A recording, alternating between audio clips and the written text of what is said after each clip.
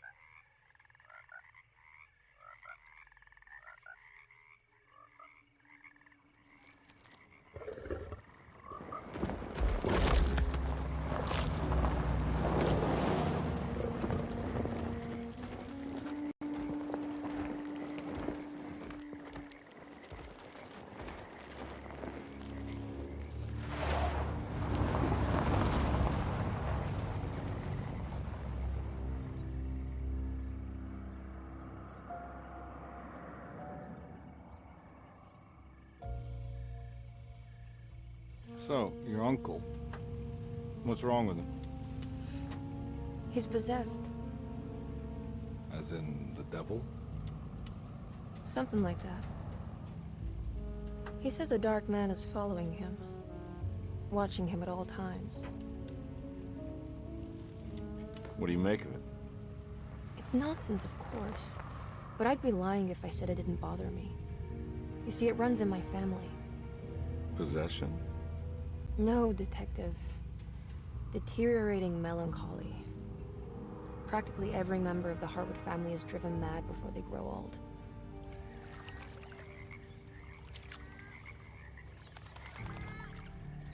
But Jeremy didn't kill himself. Is that why he's at your setup? Despite being convinced that he is truly possessed, he decided to put his last chips on Dr. Gray and his psychoanalysis, figuring he might stumble upon some cure.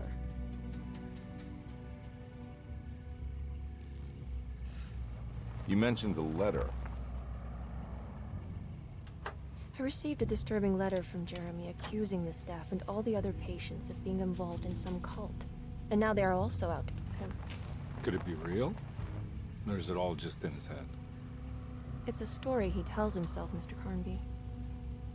Anything to avoid the truth. Which is? That we're all terribly insignificant. That people mean so very little to one another. That there is no one out to get Jeremy Hartwood because he isn't worth getting. Here we are.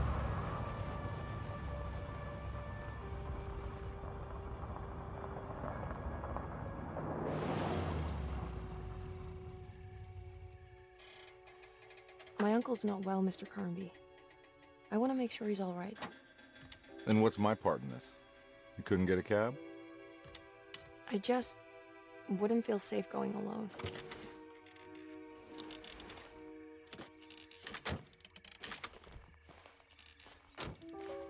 Did you bring a gun? Yeah.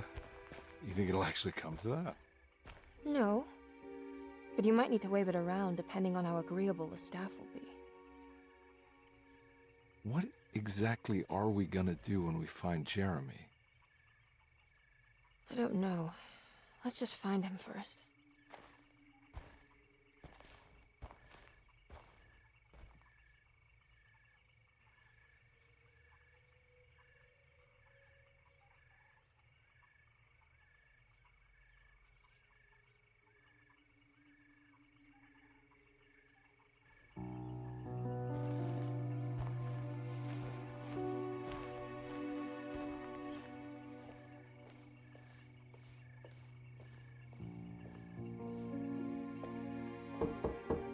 Hello?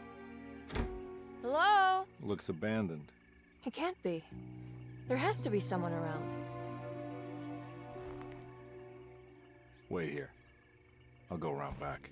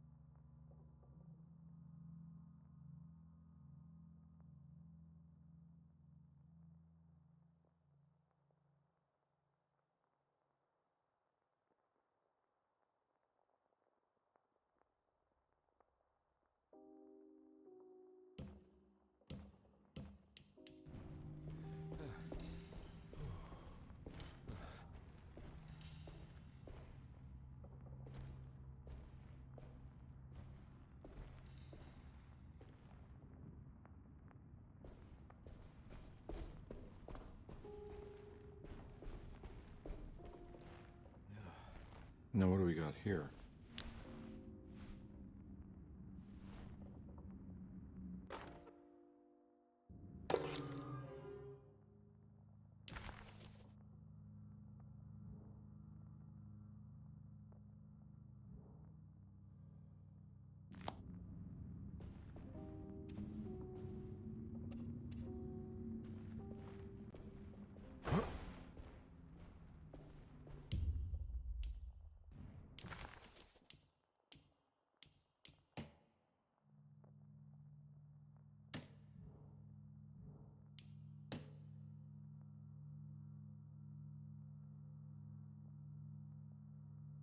Louisiana State Board of Private Investigator Examiners grants the following license to Edward Carnby, Decatur Street, New Orleans. License number 196692-LA. Good until May 15th, 1930.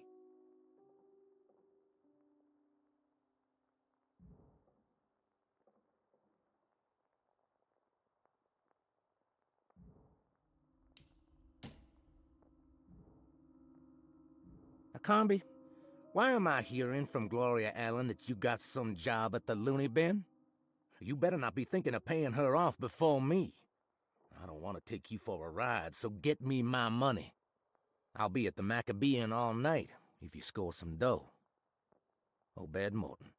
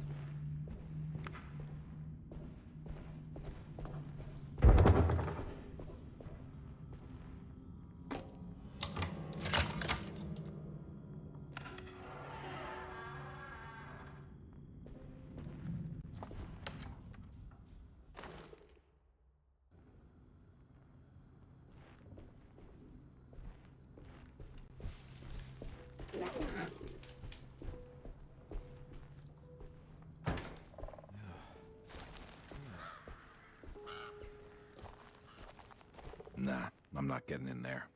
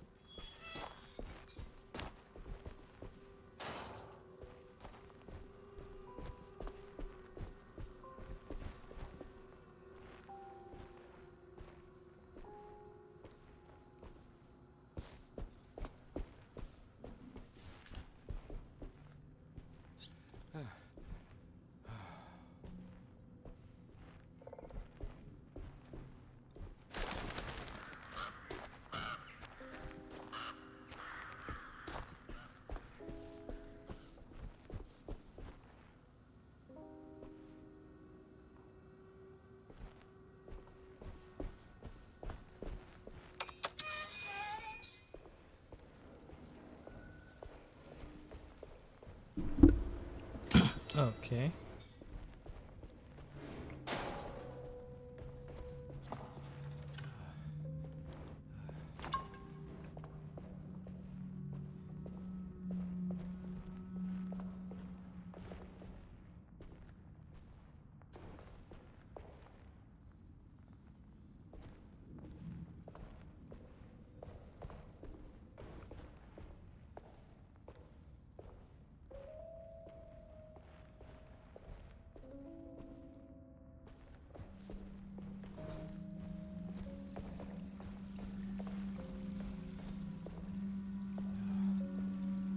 That's one big tree to fit inside a conservatory.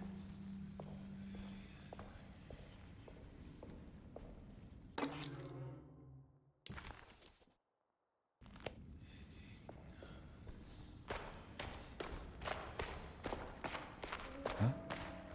What?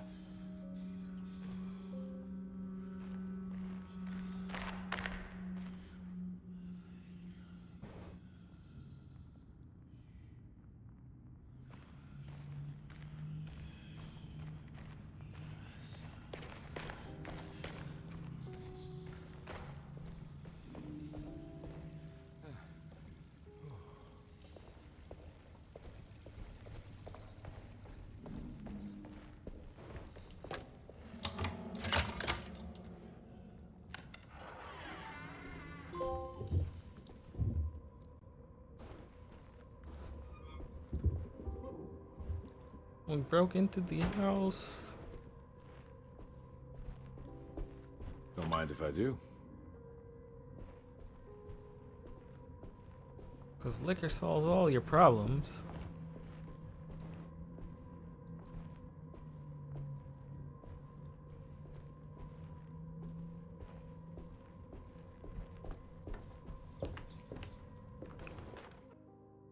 Every day your silence weighs a little heavier.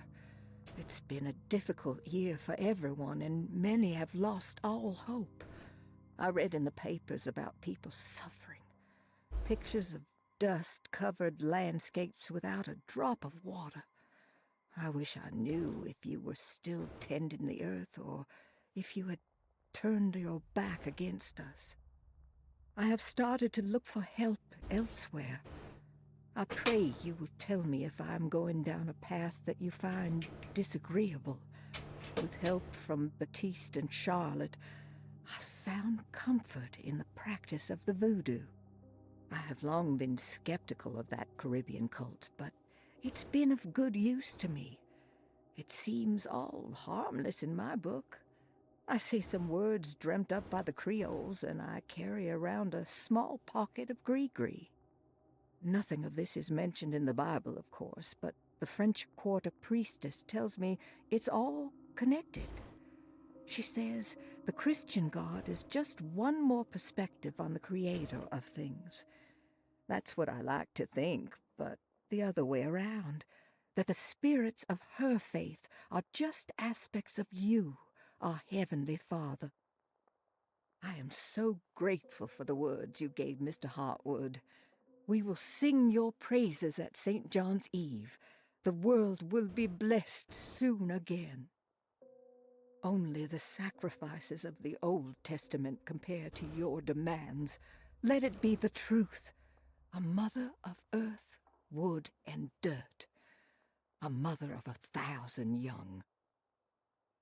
Sacred sand, $1. Black cat oil, $1.50. Devil shoestrings, a quarter. That makes $2.75, madame. What was that you were telling the doctor? A goat without horns. What does that mean? Ah, you must have misheard me, madame. I said no such thing. Please, I know I don't look like any of you, but I'm devout. I'm ready to do what it takes. Do not be so eager to sacrifice the few things you have left, madame. Now please, leave my store. A goat without horns.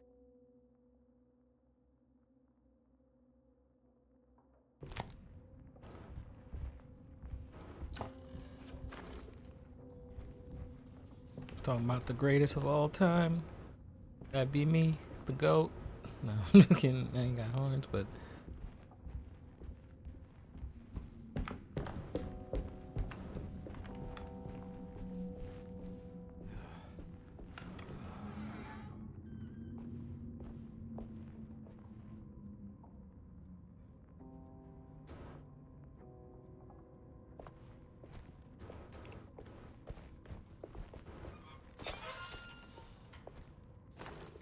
why are the bullets? I'm not even gonna question that.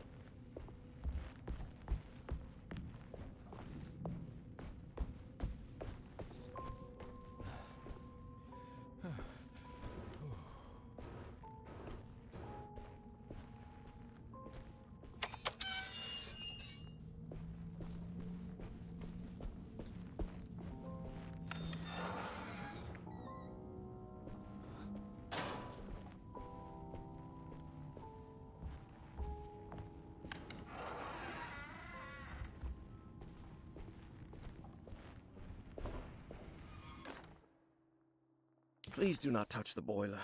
It is working after all. While the sabotage has caused a leak, only the decorative plate has been completely ruined. Let's wait for Mr. Chance to turn up and he can take a look at the leak. Mr. Waits. Huh.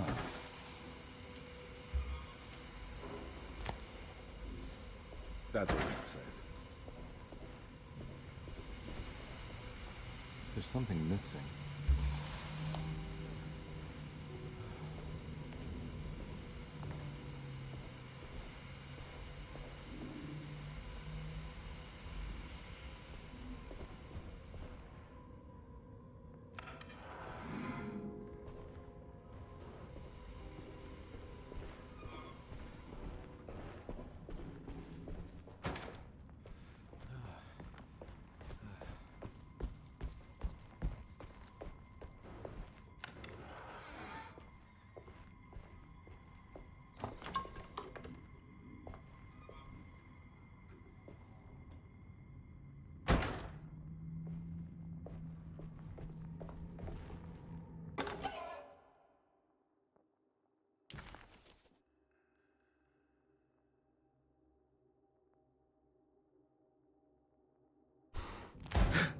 What was that?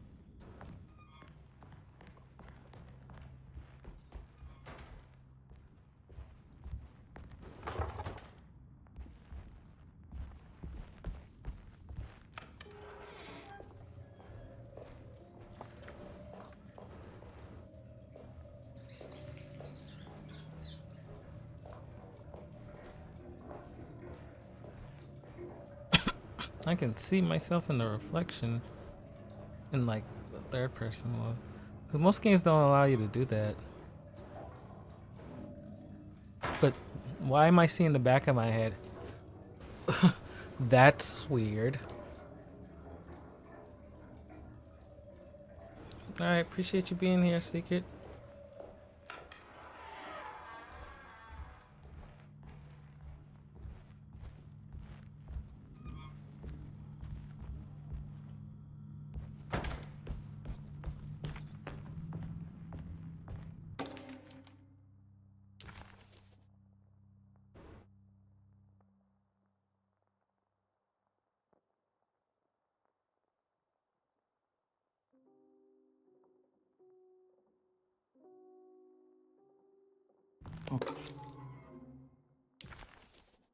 Hey.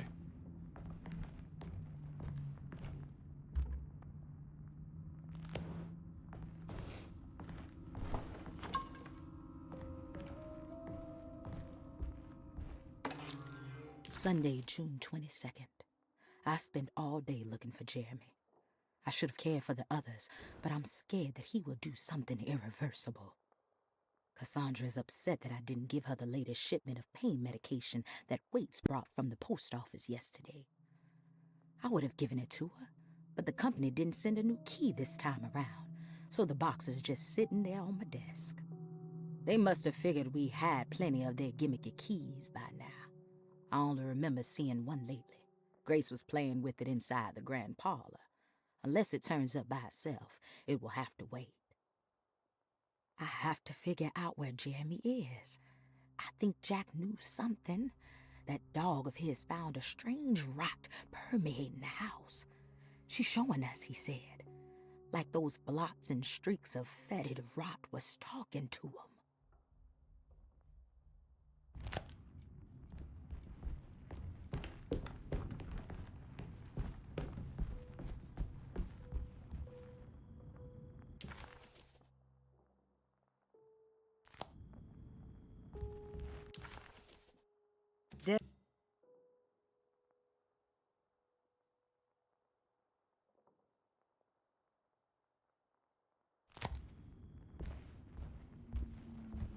I need the key.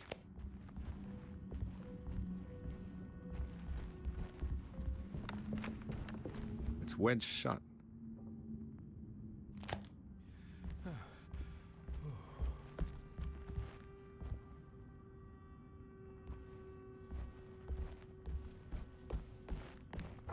Looks important.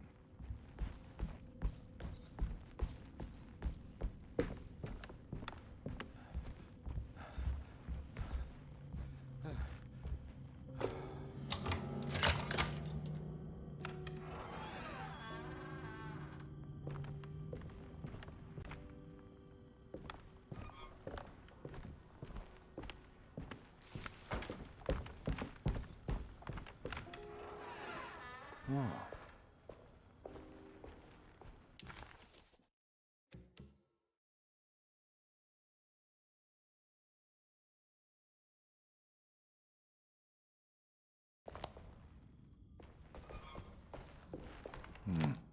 I need the key.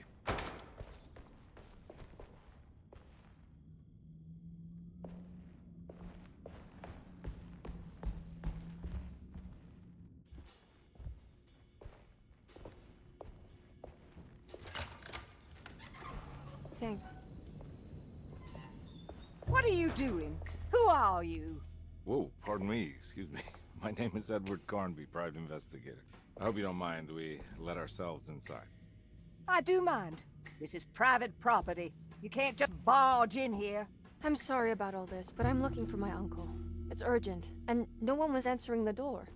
We can't hear you knocking anymore. None of us can.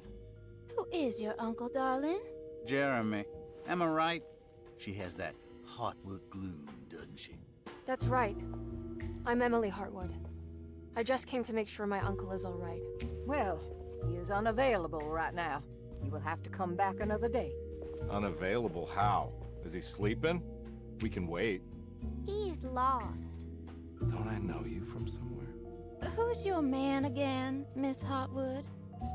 My name's Edward Carnby, private investigator. Splendid. Enough! All of you, get back to your rooms. McCarthy, keep your eyes on the child. And you two, please leave immediately.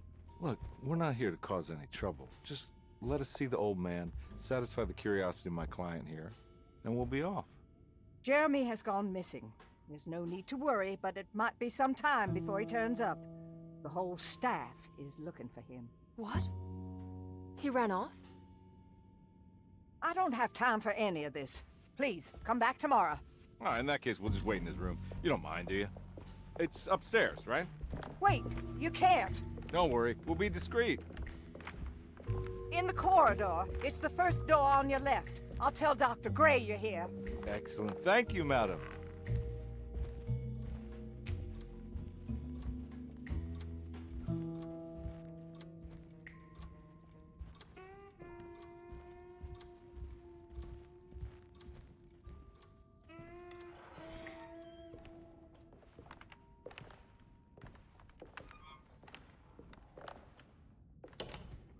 All right, here we are. Let's look around. See if we can pick up any clues.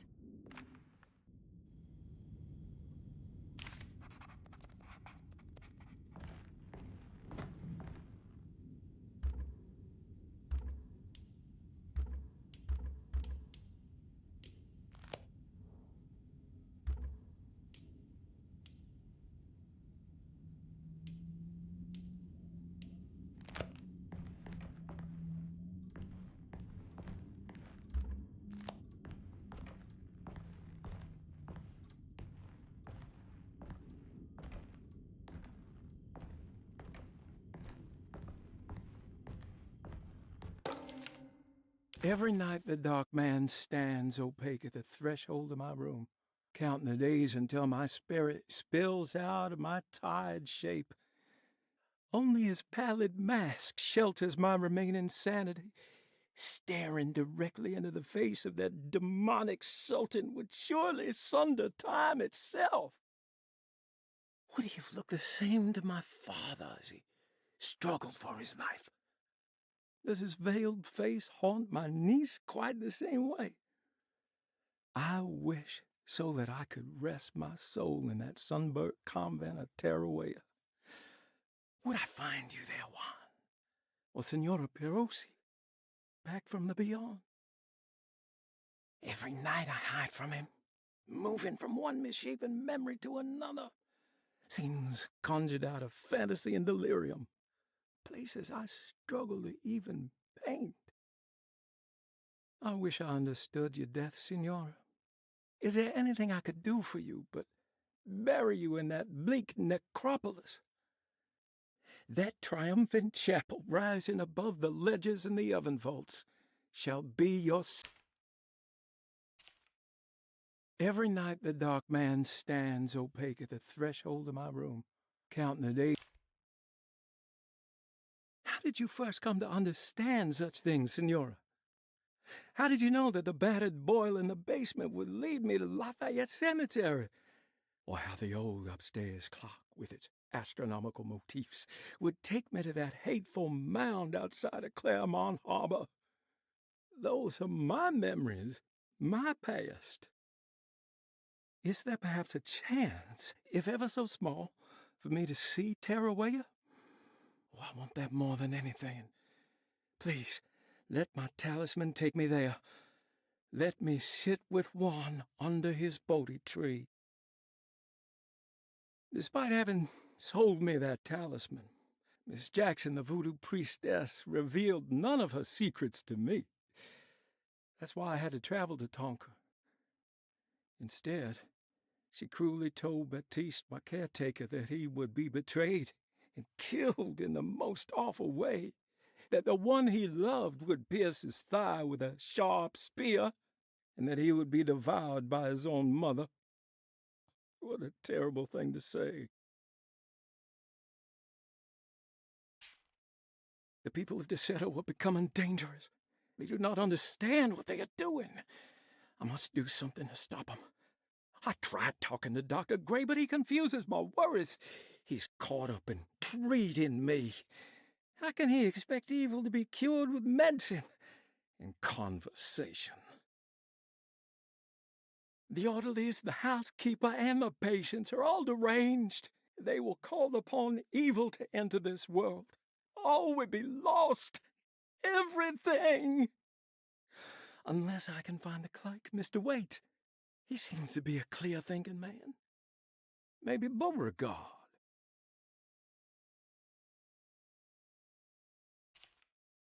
The dark man offered me a prison, and I accepted.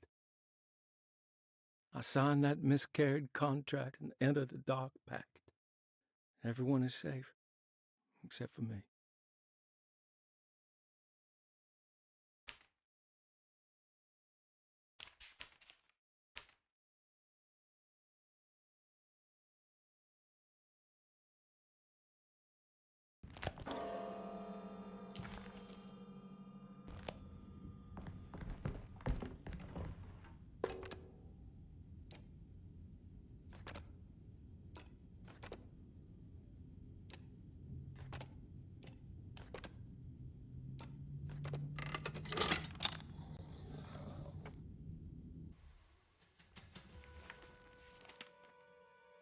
Hey, you know anything about this? Looks like some sort of talisman. No, I don't. Oh, help me out here, will you?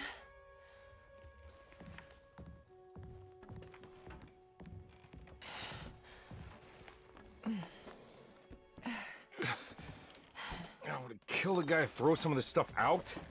I'd be crazy too if I had this much junk lying around.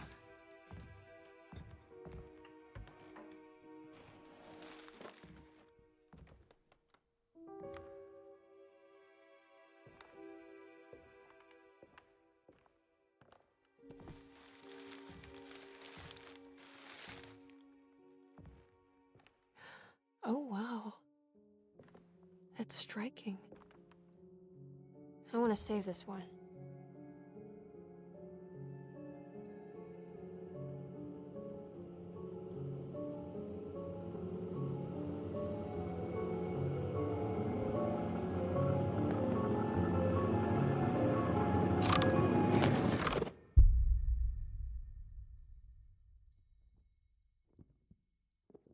All right, come on. I want to go see Dr. Gray.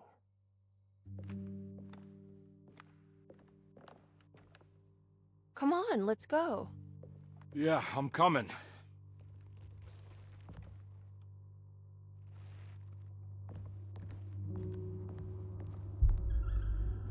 Miss Hartwood.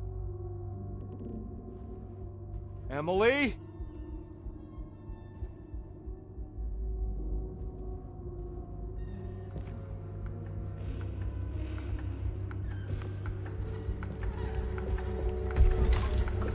What the hell is going on?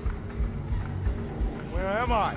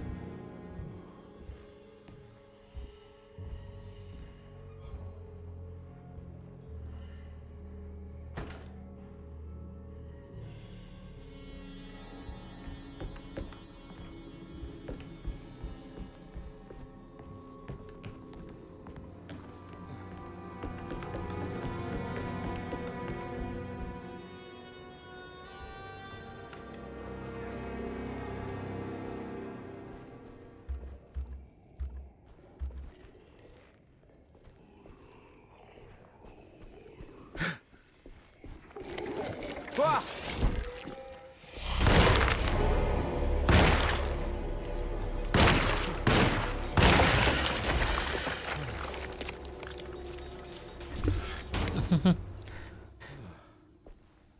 Run up, get done up.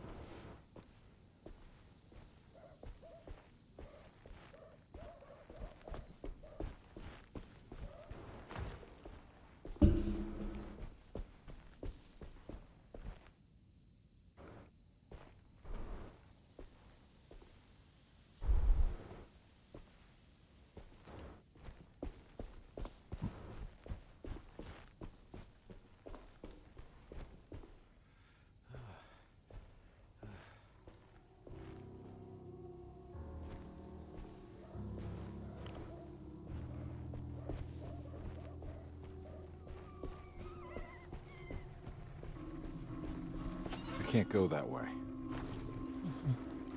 What in the Silent Hill?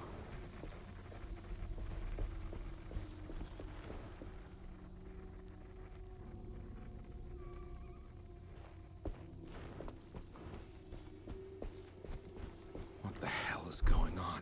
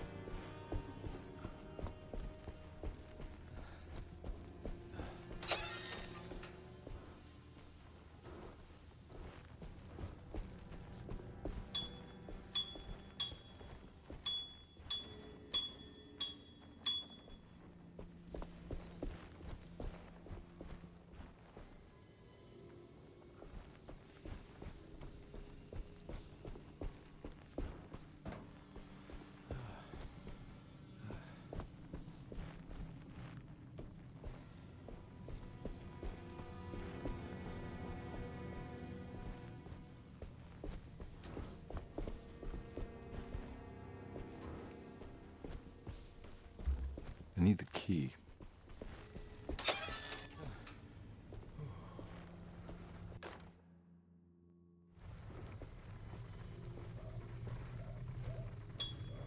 Hatchet I man. can't go that way.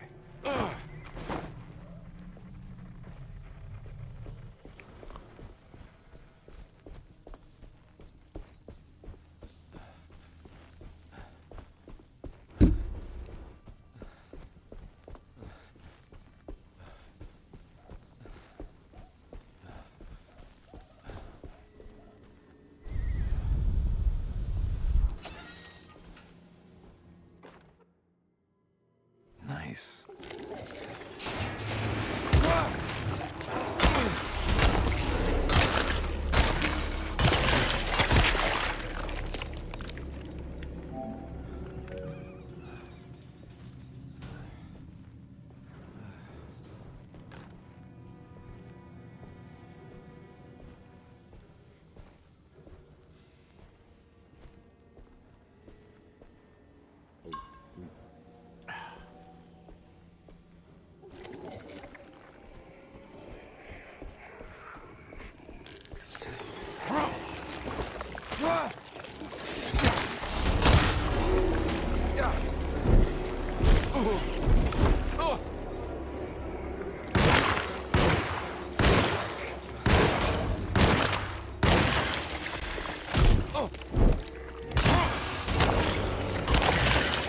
My weapon broke.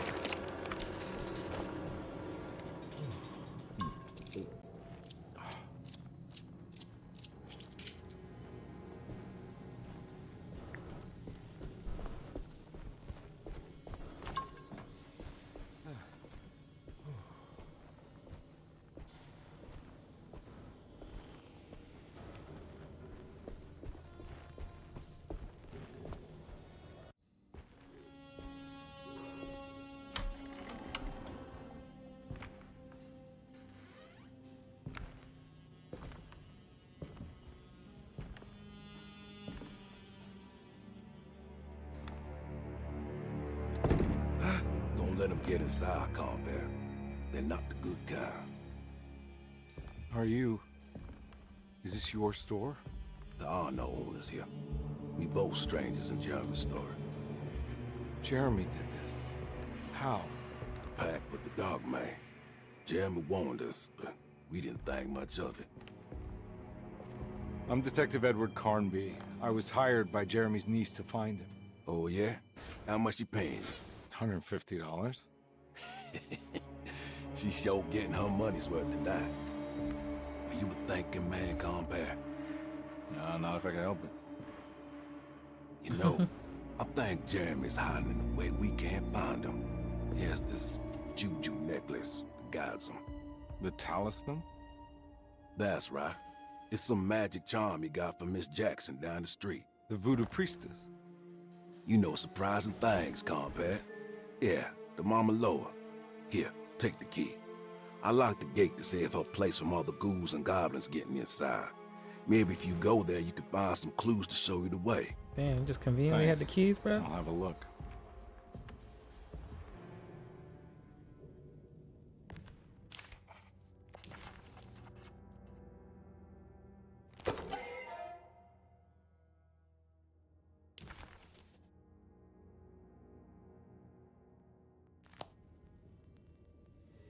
I'm sorry, Miss Jackson.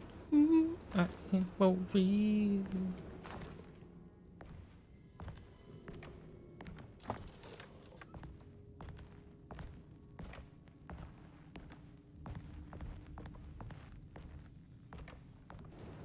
You want to come along? Nah, I'm gonna stay here for a while.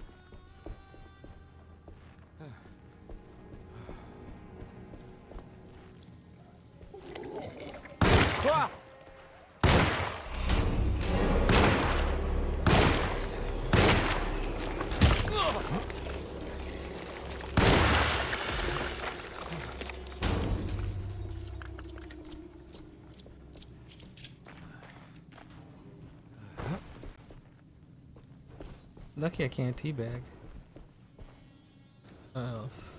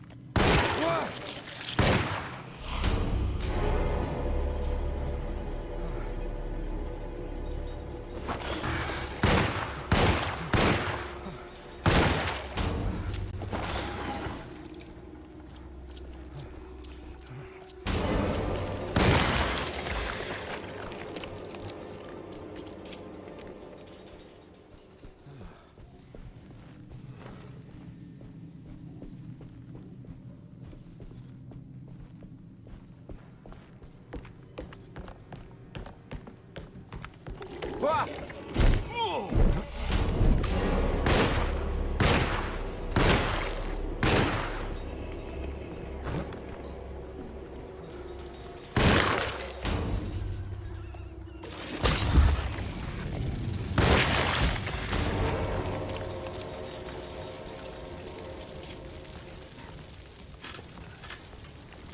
Damn. Gotta take a swig.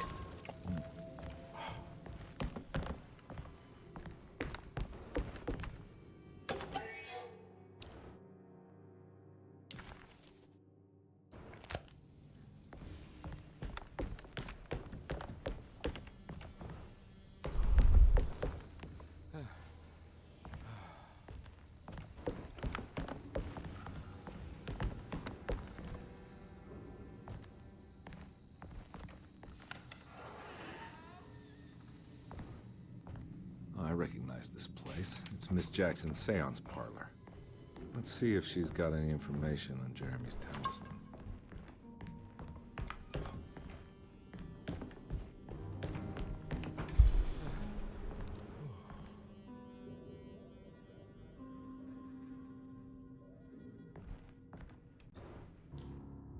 It's the talisman, like the one in the painting.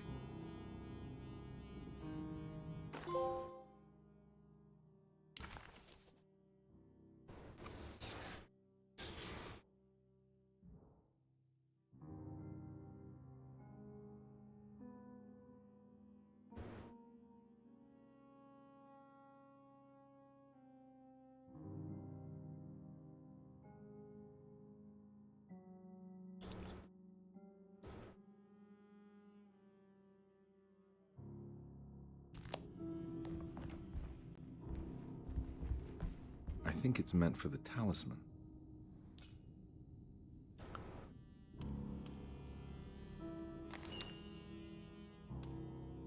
I think it needs numbers, like coordinates. Maybe there's something in Jeremy's notes.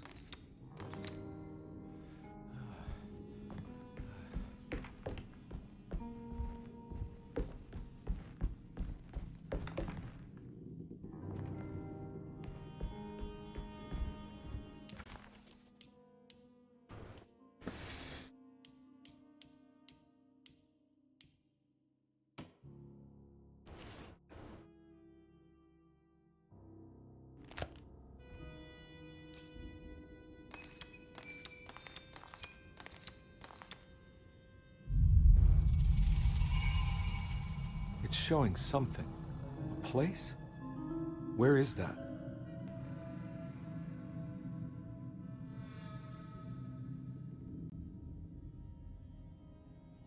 Huh.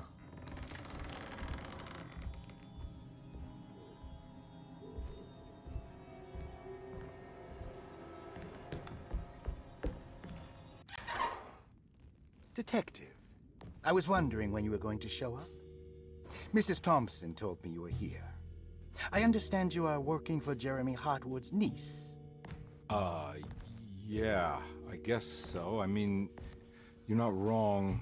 We came here for her uncle. I didn't expect this. You are Dr. Gray, right? That's right. You don't happen to have some identification, Detective. I'm not keen on having strangers prying into my business. Oh, Detective Edward Carnby, Decatur Street, New Orleans. Enjoying the Vieux Carré, Detective? Those old French quarters, the voodoo people, the gangsters. I'm sure you live an exciting life. Well, it's not quite like the stories, Doc. Just trying to make a living. Aren't we all making a living? Well, welcome to Deseto, Detective. I hope your time here will be useful. Now, what can I do for you? Why don't you tell me where I can find Jeremy Hartwood? Why wouldn't that make for a short visit? I wish I could tell you, but I'm afraid I don't know. A drink, Detective? Anything brandy. Oh, you do belong in the French quarters, Detective. Armagnac or cognac? You know, just give me the cheap stuff. I'm not much of a connoisseur. Having low standards is not a virtue, Detective. Let me see if I can broaden your perspective. What can you tell me about Jeremy? I wouldn't want to go into details about his condition. Doctor-patient confidentiality. I'm sure you understand. Sure, but he is crazy, and he's gone missing. Why? Here, try this. Ooh, it's good. Got a bite? It's called a sidecar. The trick is not to be afraid of the tartness of the lemon. Then, for goodness sake, don't overdo the triple sec. Okay, what can you tell me about Jeremy? Well, let me think. He is an anxious man, constantly worried about events not presenting themselves according to his model of predestination. He complains about things not being carried out in the right order, and that some things simply shouldn't be. Is any of this helpful to you? Not really. I was hoping for some direction where to look next. I'm sorry. I have nothing for you then. You should talk to my orderlies. They have been looking for him for a while now. I'm sure they would appreciate your help. Yeah, I ran into Batiste earlier. Come to think of it, he might have given me a lead. Oh, excellent. So your investigation is already underway. I'm gonna go, but I'm sure we'll meet again. Looking forward to it. Safe returns. Nah, I wouldn't have drank any of that. That's just me, because, like, you see a patient listen and they don't want any bad press. Last thing I want is them to try to silence me. Like, that's crazy.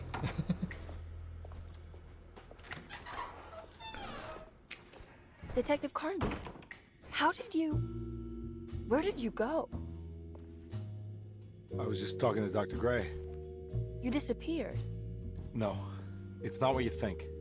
Have you found anything strange going on here? Yes. Everyone is being incredibly evasive and I can't figure out why. No, I mean something you can't explain. Paranormal, even. Detective, I really need you to get yourself together. I can't do this alone. Forget it. I'll figure it out. Do you want to come see Dr. Gray? No, I want to try something. With this talisman, I think I can follow Jeremy to the place he mentioned in the book. What was the name? Do you remember something Spanish? Tarawea. Yeah, that's where I need to go. Detective, are you gonna be all right? Yeah, of course. Go talk to Dr. Gray. We'll rendezvous later.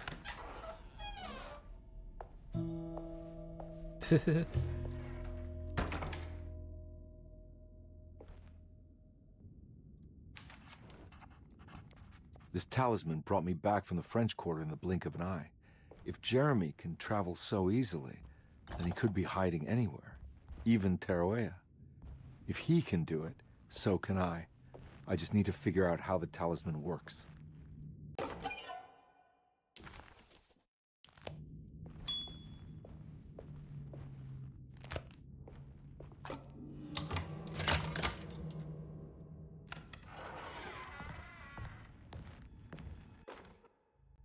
Paul, you're right about the plates on the boiler and the clock.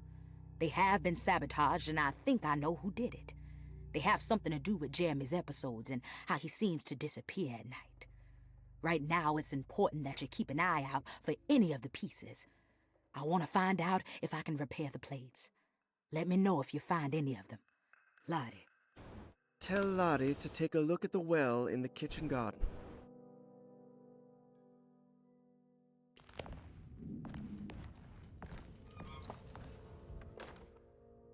Dr. Elmore Lee Gray is DeSeto's chief doctor. Accounting and all administrative work is handled by me, Paul Waits. Magdalena Thompson, or Mags, is responsible for the household. Jean-Baptiste and Charlotte Tabois are responsible for keeping the guests' medical regimens in check. Finally, Jack Chance is our gardener, who can occasionally be seen in the conservatory, but is for the most part busy outside. There are currently 6 guests at DeSeto. Malcolm McCarthy and Ruth Tallant reside on the first floor. Jeremy Hartwood, Elisabetta Perosi, Grace Saunders, and of course, Cassandra Beauregard live on the second floor.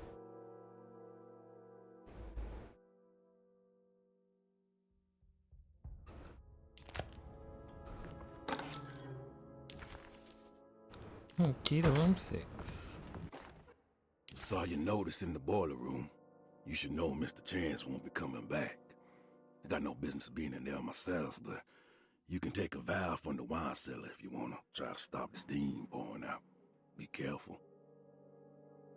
Like, it's a bit concerning that I just walk around and pick up random stuff uncontested. I need the key.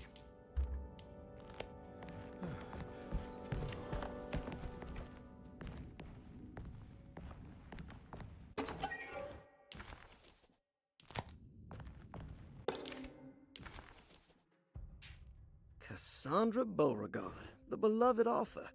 Very exciting, isn't it? What do you want to put down for reason for admission? What her agent told us. Cassandra suffers from writer's block and needs to finish her moving picture script before the end of June. Mr. Chardot suggests Cassandra's heavy use of barbiturates is holding her back and risks ruining her career. And how should we summarize her personal history? Let's keep it short. Cassandra Beauregard is a beloved crime author who managed to pull herself out of poverty and into stardom. 5 years ago, she tried killing herself by jumping off a balcony.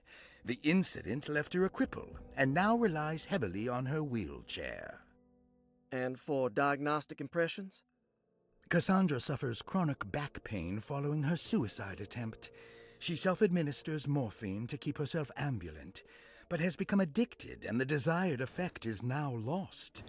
The drug abuse clouds her mind, and she is unable to focus on real life. To save herself from this insight, she instead makes up stories to fill out the gaps in her own thought process, resembling the Korsakoff syndrome. Oh, bravo, Doctor. How will you treat her? First of all, she needs to be weaned from her drug addiction, and hopefully it will resolve her compulsive lying. Then look into permanently numbing her pain in her back through surgery. Finally, deal with her suicidal thoughts. Fantastic. With such a short time before June, I really hope she gets better soon. We will do what we can. Grace Saunders, 11 years old. Reason for admission? The mother insists on strict supervision by a proper gentleman to avoid further perversion of Grace's adolescence. Personal history? Grace's family possesses modest wealth and status. Her childhood seems ordinary, spending most of her time with private teachers and family friends. Grace's father recently passed away, leaving her mother the sole caregiver. And diagnostic impressions? Grace has trouble dealing with her father's death. She is willingly suppressing her feelings on the matter and isn't properly acknowledging the trauma she suffered. Yeah. Any planned treatment? Grace needs nothing out of the ordinary. She simply needs parental guidance. Eventually, we can work on her feelings toward her father. Thank you, Doctor. I'll finish the paperwork and get her installed.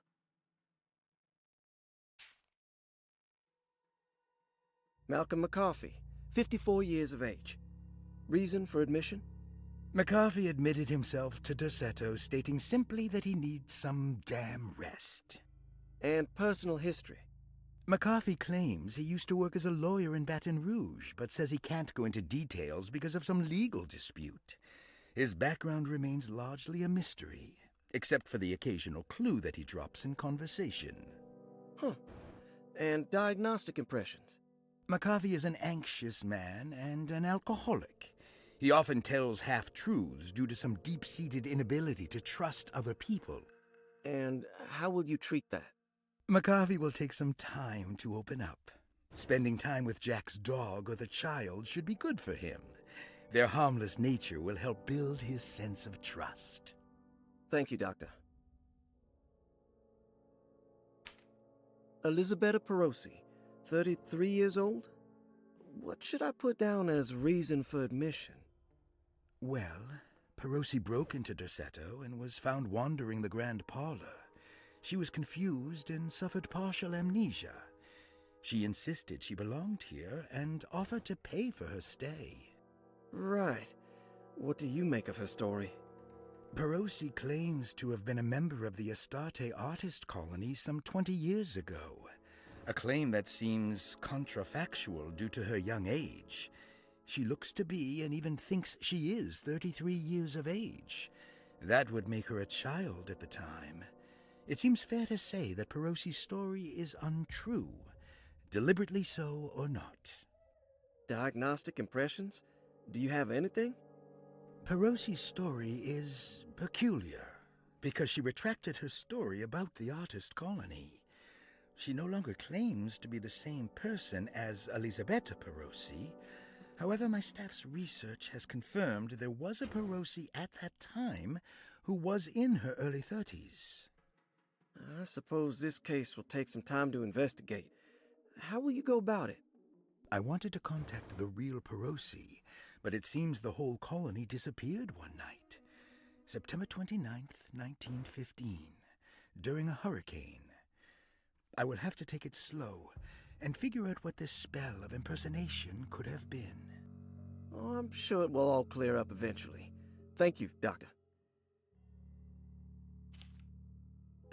Ruth Talon, 29 years of age. Reason for admission? Ruth's father wishes that his daughter be removed from New Orleans nightlife for the foreseeable future. He fears that her overly free spirit is tarnishing the family's reputation. Sounds simple enough. Personal history? Ruth comes from considerable wealth. Her family owns several hotels and restaurants. Unlike the rest of the family, her sense of adventure has taken her around the world, including France during the Great War as a photojournalist. The last decade, she has provoked many rumors of being a debauched flapper, bordering on nymphomania. And diagnostic impressions? Despite her father's frivolous reasons for her to be admitted, Ruth does seem to provide an interesting case. She is refreshingly open and doesn't shy away from talking about her life during the war or her continuous celebration after returning to the States. She is admittedly a sexual deviant and feels no remorse. And her treatment plan? Simply staying at Derceto should do wonders for Ruth. If not, at least for her family's reputation. Ruth doesn't need to change, but with therapy I might be able to share with her some sympathy towards her family. I doubt she will settle down and become as dull as the rest of them, but at least she might try to be more discreet in the future.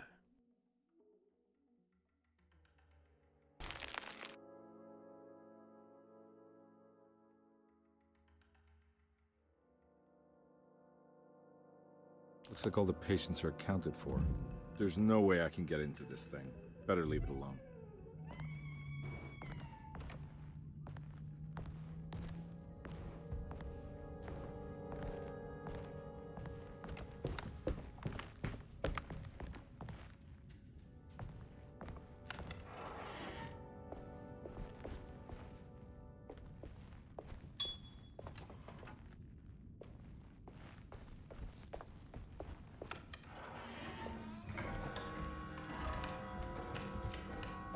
I'm not gonna walk out of this now.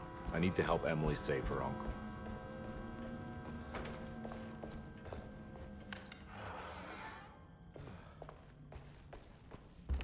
I need the key.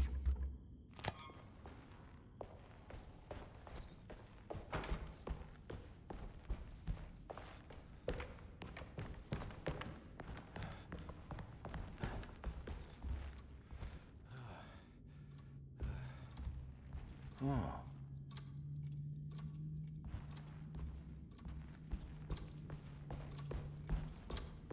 It's stained. This must be the clock that Jeremy wrote about in the trunk. Looks like the plate that held the talisman in the seance room. But it's broken and missing some pieces. I need the key.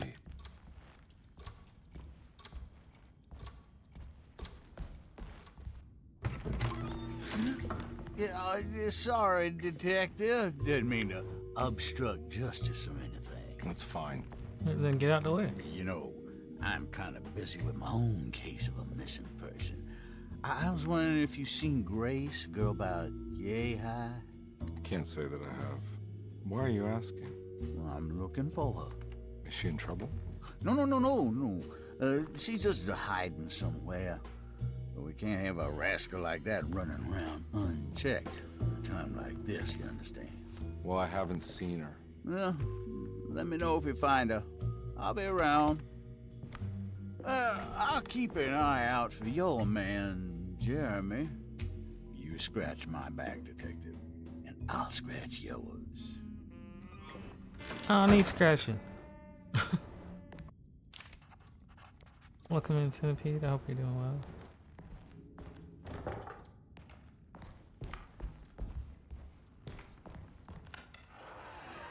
Looks like everything's back to normal here.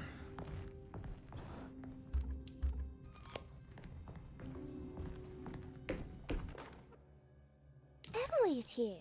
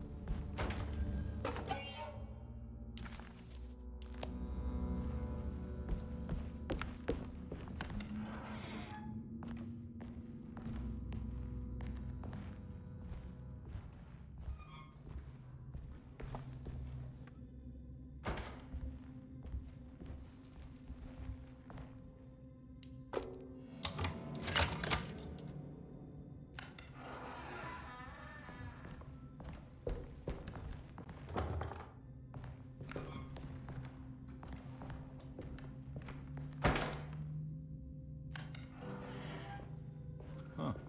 How eccentric. What are these symbols? Looks like alchemy, or star constellations. I did it! I crossed the thresholds to my intended destination without a focusing device.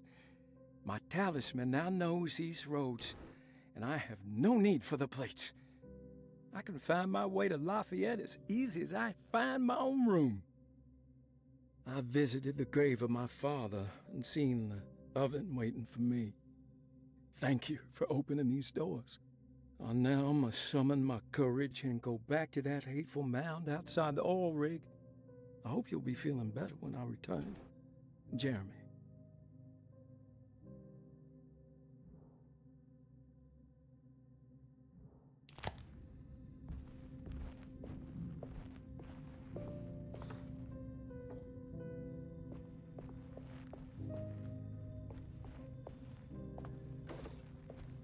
These paintings got some grim-looking rot on them.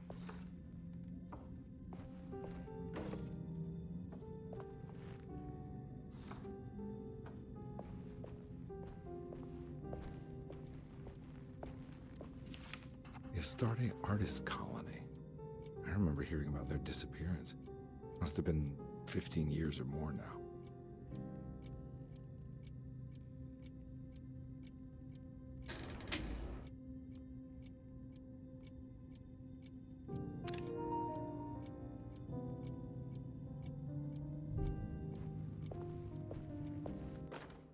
Will I need to remember how to get them out again?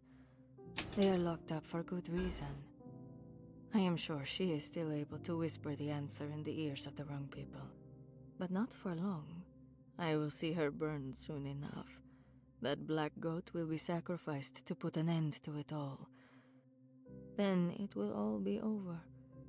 No more Derceto, and sadly, no Astarte. Those good pirates of Pontchartrain. May you still sail the lake, until you find the shores of Hali.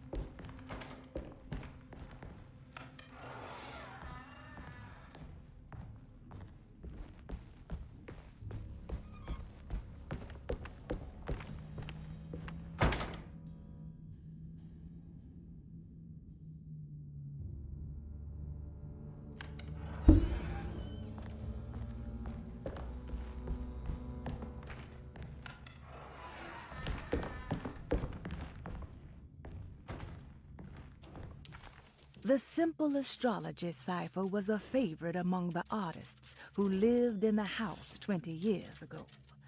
They easily turned into numbers when needed, but also acted as signatures for the members, as there were only 12 of them.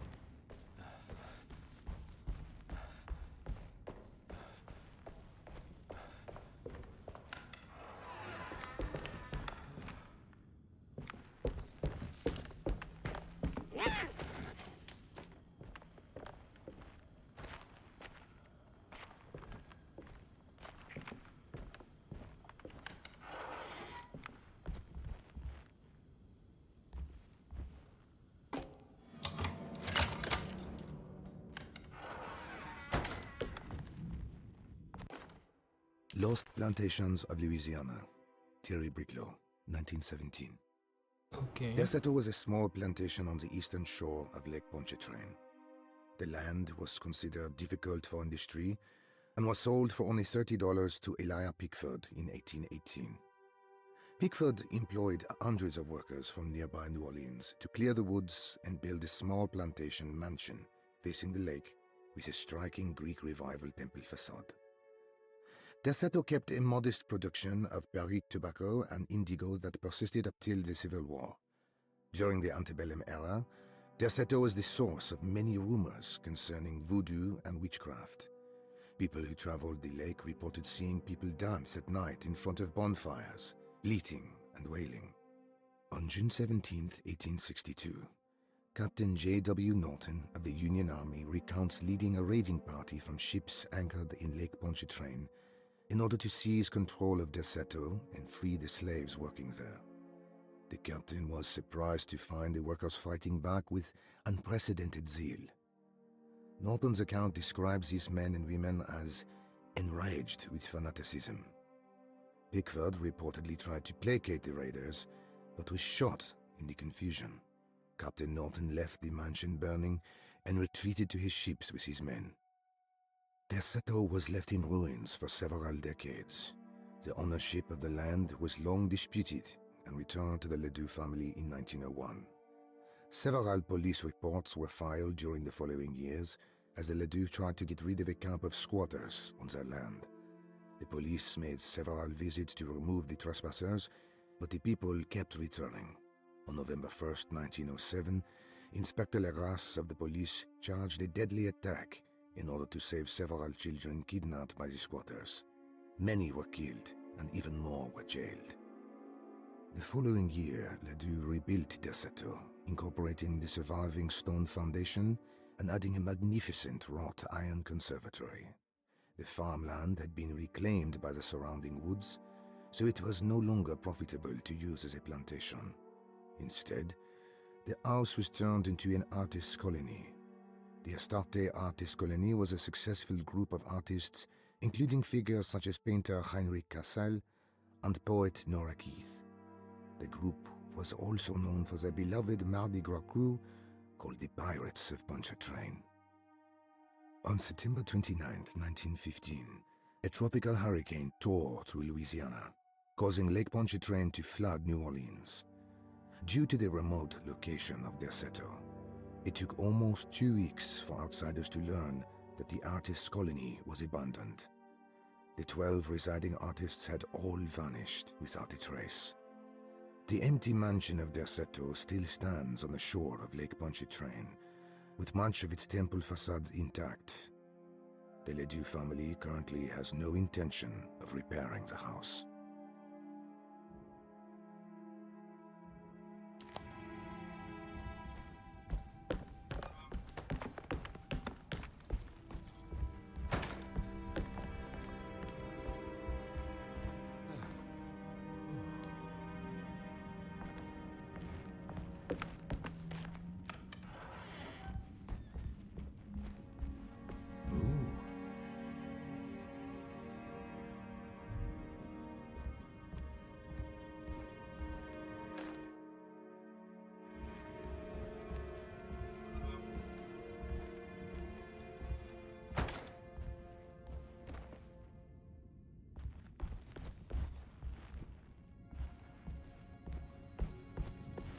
It's wedged shut.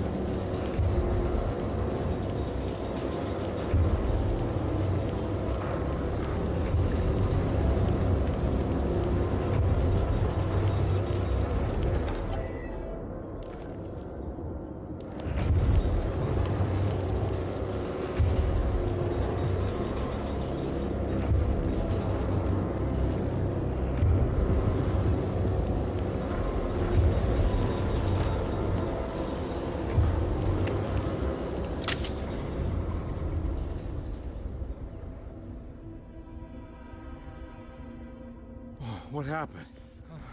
Everything's normal again? Right.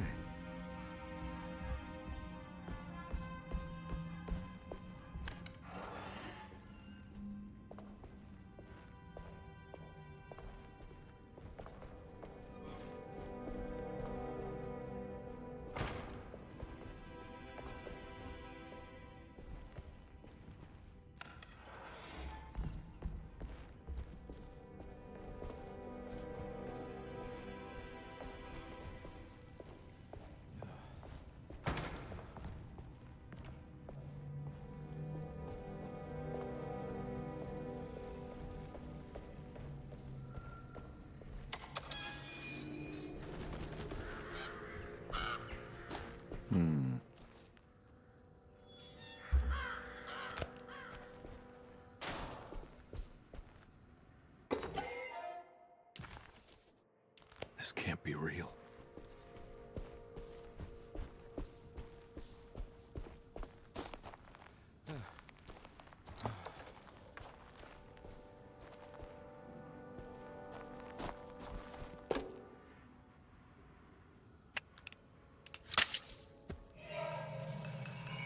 Got it.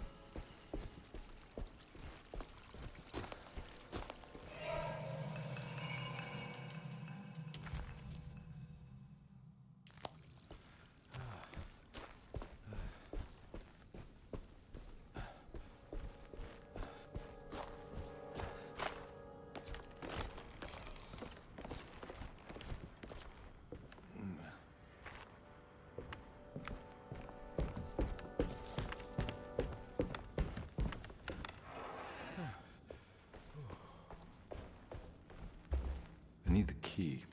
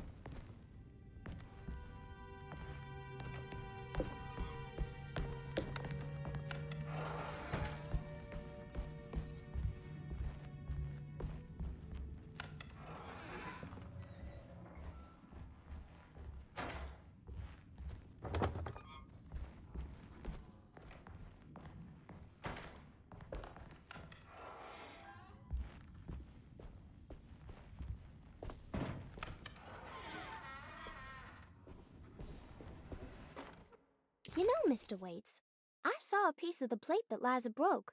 I think she's been hiding them. She's not very good at it. She just chucked it into the little room with all the tools behind the boiler. I left it there. I didn't want to embarrass her by picking it up while she was looking. We went upstairs instead and played backgammon. I let her win, because she's so unhappy. The piece looked like the one on display in Cassandra's room. You know about that one already, right? Or is your eyesight really that fuzzy? I hope you don't feel bad about your glasses. You only look stupid when you squint. Maybe if you had more eyes, you would see these things. I wish you had all the eyes you needed. Your best and favorite guest, Grace.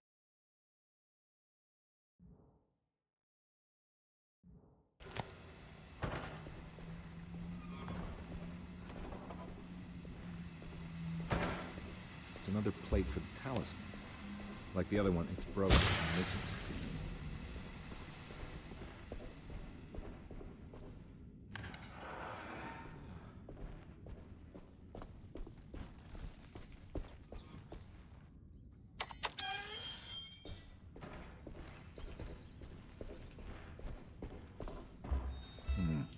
I need the key.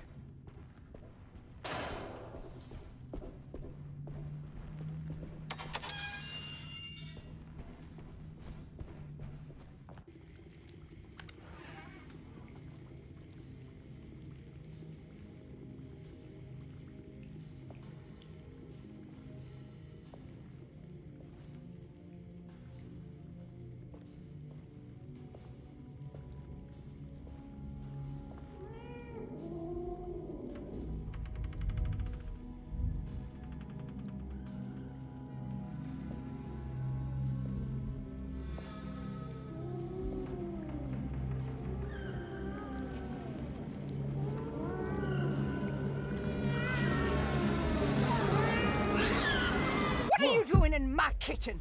I assure you. I'm no, sorry, I I promise didn't- you. Mr. Hartwood I is was just nowhere looking near my for- kitchen, and neither should you be. Don't make me I didn't kick you mean out to- of this house. Sorry. Now get out! Yeah.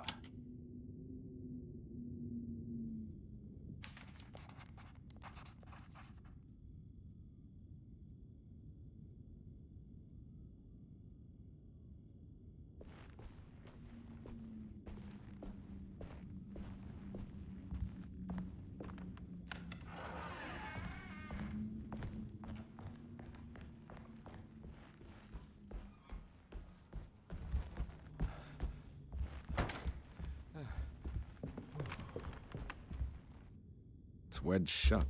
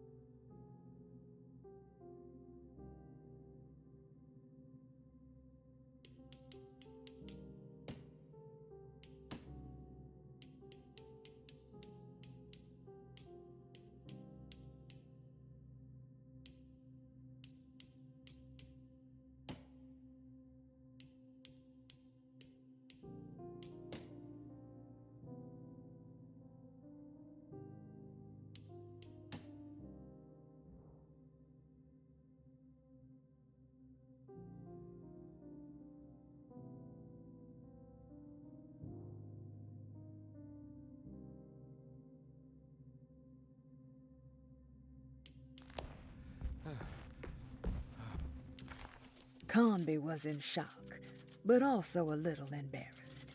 The housekeeper was furious to find him searching through the kitchen and had run him out of the room.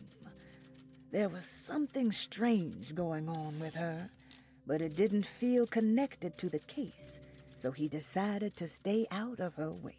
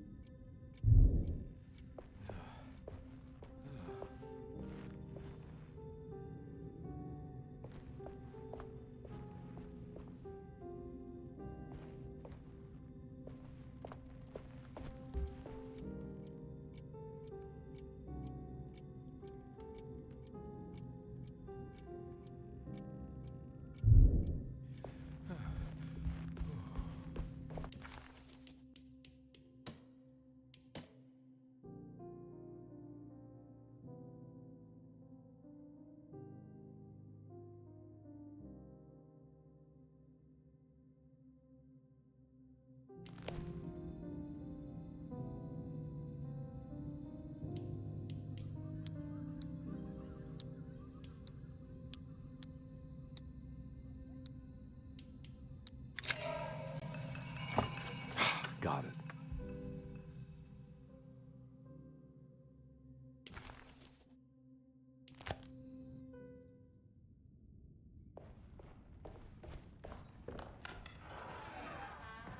Huh?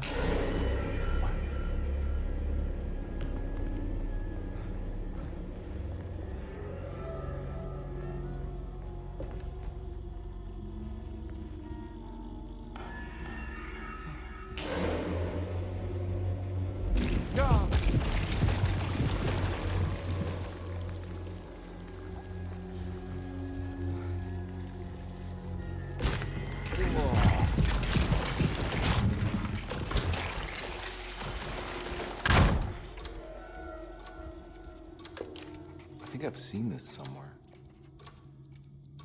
What the hell is going on?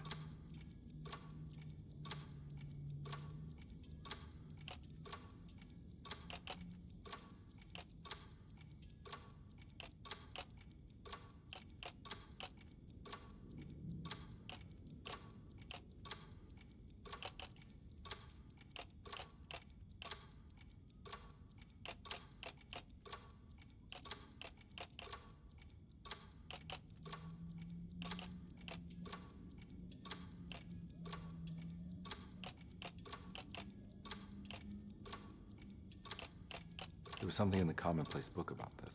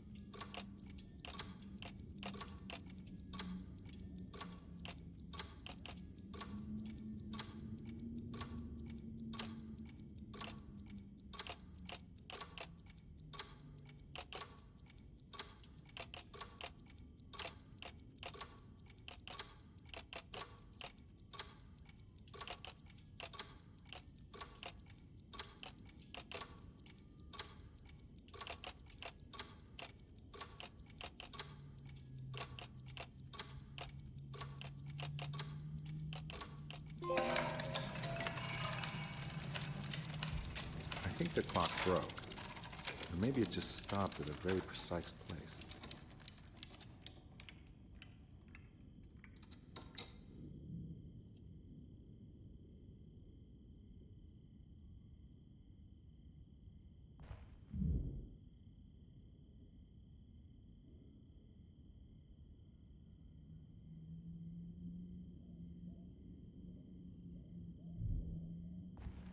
Hmm.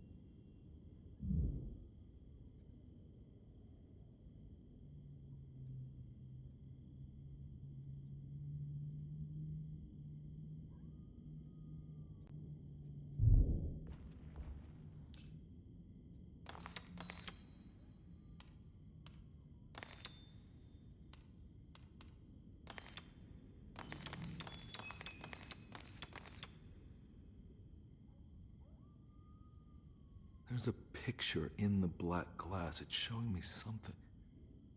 It's the hallway outside Jeremy's room.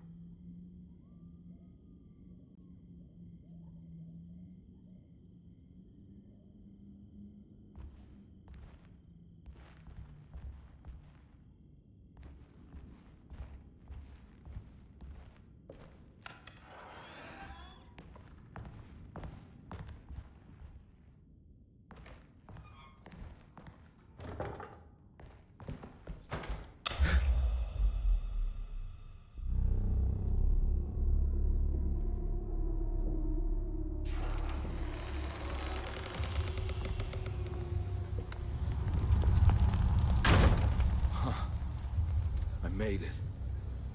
I entered another one of Jeremy's memories.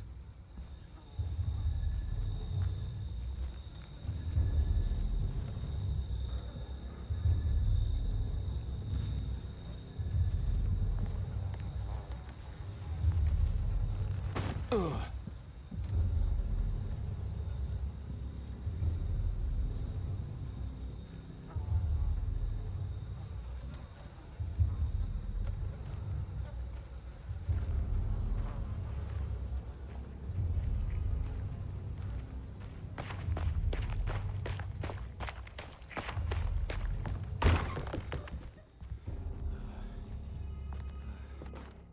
May 1923. Monday. All okay. Ready for delivery. Maintenance. Oil pump must be serviced. Any tampering causes large spills unless properly forestalled. Tuesday. Shipment delayed but delivered. Maintenance. Service bridge close to broken. Wednesday. Prospectors reluctantly agreed to show the burial mound to Mr. Hotwood, a painter, who read about our finds in the papers. He means to return tomorrow and try to find a way inside. Thursday. Mr. Hotwood's efforts delayed. The workers seemed nervous about his presence. Hotwood promised not to return to the compound. Instead, he has taken up an offer by L'Officier, the riverboat captain, who means to pilot him to the site tomorrow morning. Hopefully that's the end, and work can resume. Maintenance. Bridge from the oil tower to the bayou has collapsed. Sabotage suspected. This is the devil that guides us now.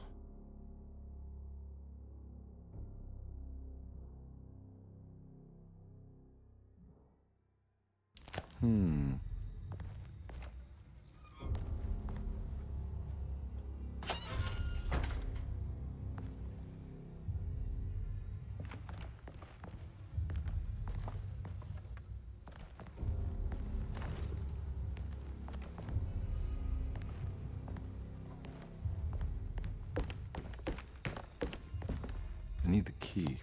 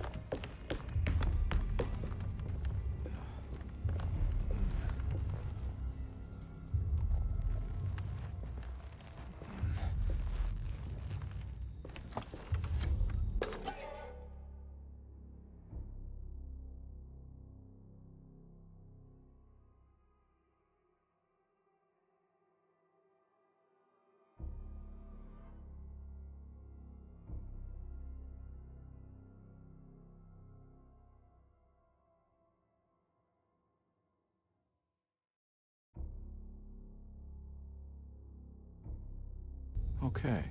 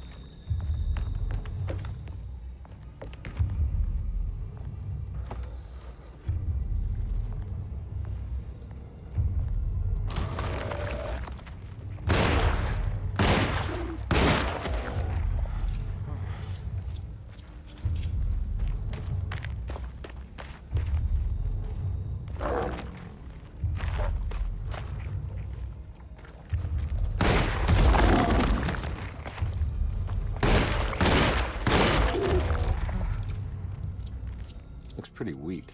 I just need something to break it.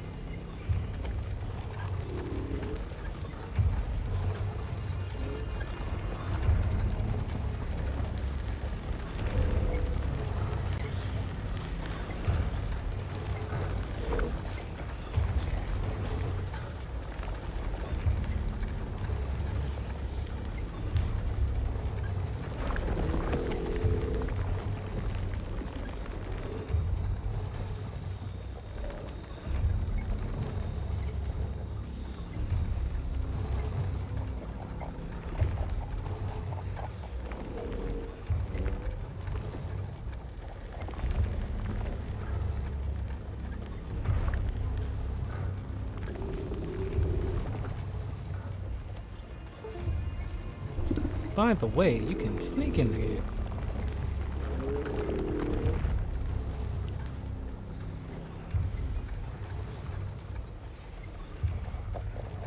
There's gotta be a way to get to the other side.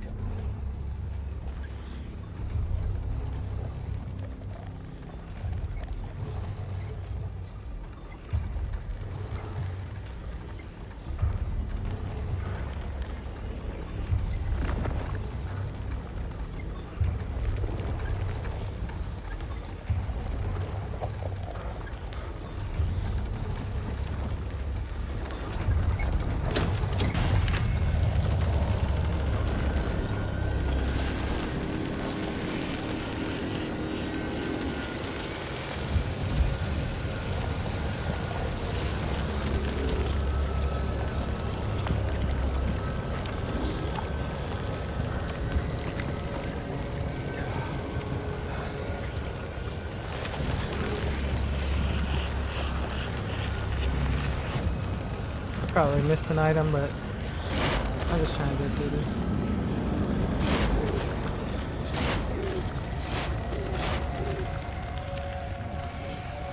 All right. Now what?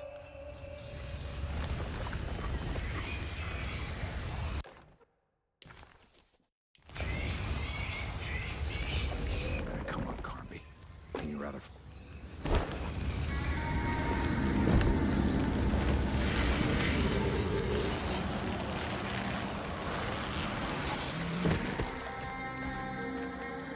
Like, was the hat that important? Yeah, it really is.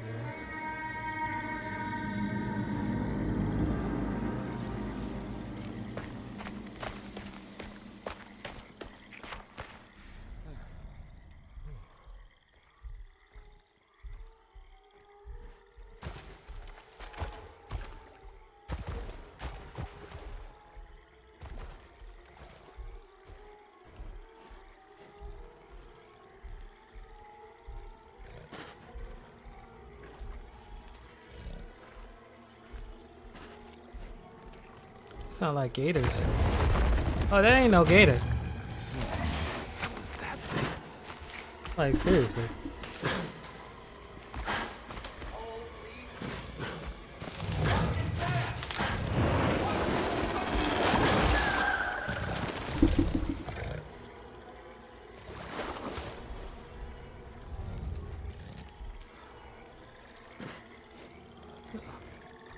The fact that they allow me to do stealth makes me think it's similar to A Quiet Place.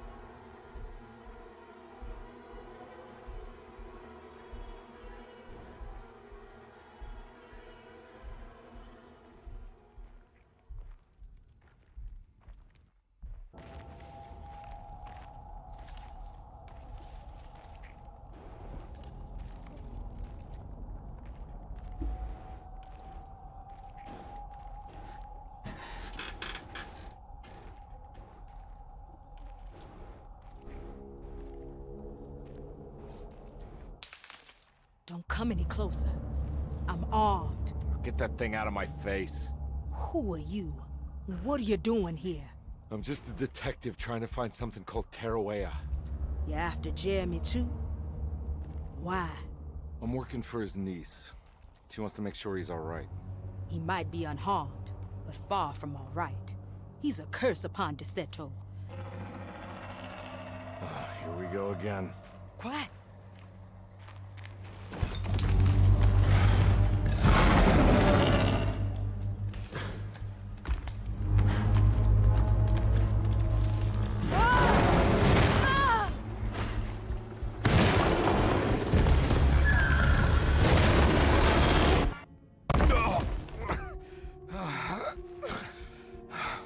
Yeah, we left her over there. Christ in heaven.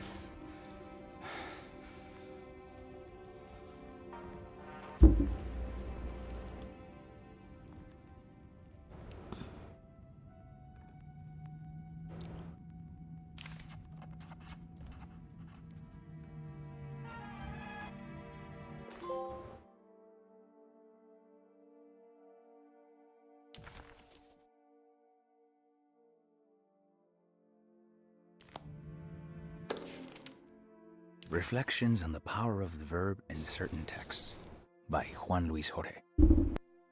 To act is in itself divine. Even the slightest movement of our hand is evidence of our soul in motion. Yet our free will is so easily overwhelmed by the dullness of everyday life. Our actions become rote and rigid, in spite of luxury and comfort. True divinity is found in the choice of leaving the stage where we all perform. People who discover this freedom unexpectedly will be struck by the terror of this revelation and become paralyzed, or worse, turn to suicide. However, if you are able to weather that storm, you will discover that there is a divine path beyond that fear. There is a chance to dismount your destiny and make something new. Something that hasn't been planned for or predestined. There is difficulty in explaining this type of acting as it transcends our everyday choices. This isn't some banal decision choosing one career over the other, or even who I should marry. Leaving the stage, no matter how, isn't a matter of course correction. It's a rejection of the story that the Creator is telling.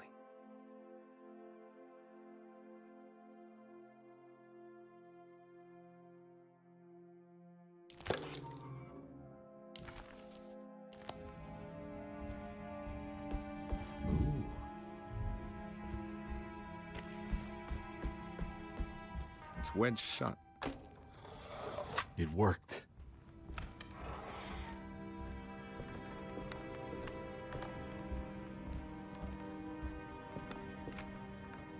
I don't think I have everything I need. The Barlow lens. Instructions. To double the magnification of your telescope, simply fit this Barlow lens to your instrument. Then operate the fine-tuners to adjust the distance between your lenses. This is easily done while looking through your eyepiece. Simply search for a position where your picture is clear and appears flat. When correctly tuned, your telescope should present a clear picture with magnificent magnification.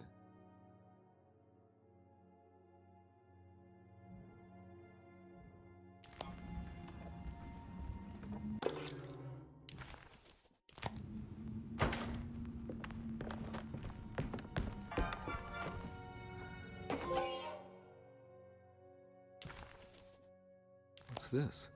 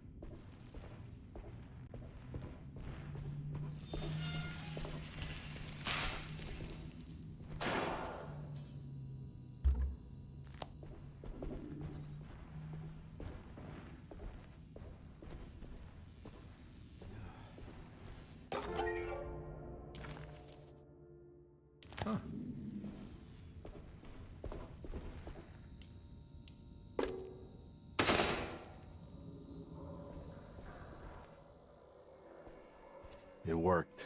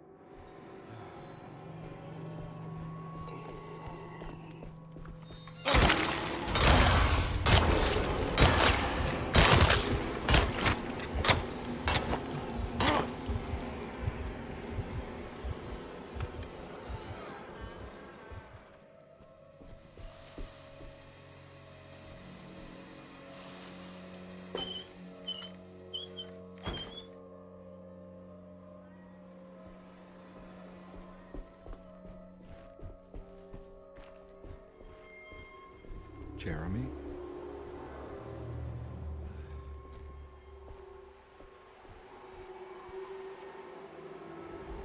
What the hell is going on?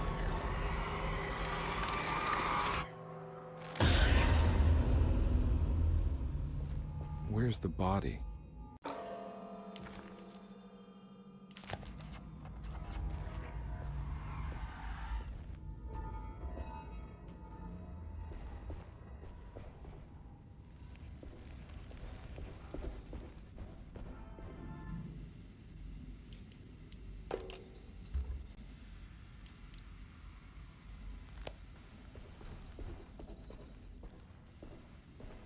There's something missing.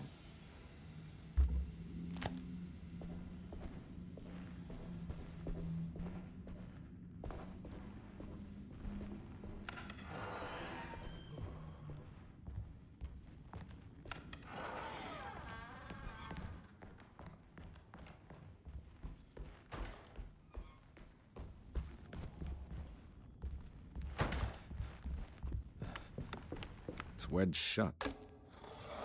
It worked.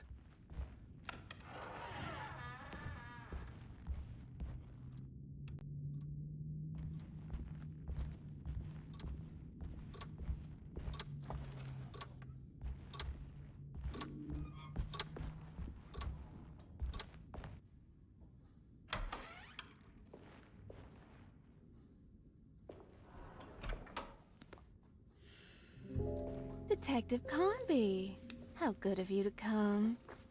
Let me pour you a drink. What happened here? This place looks like it was hit by a bomb. Welcome to the madhouse, Detective. Thanks. Did the ceiling just collapse?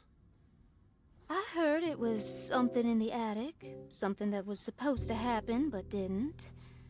How that could have such consequences is beyond me.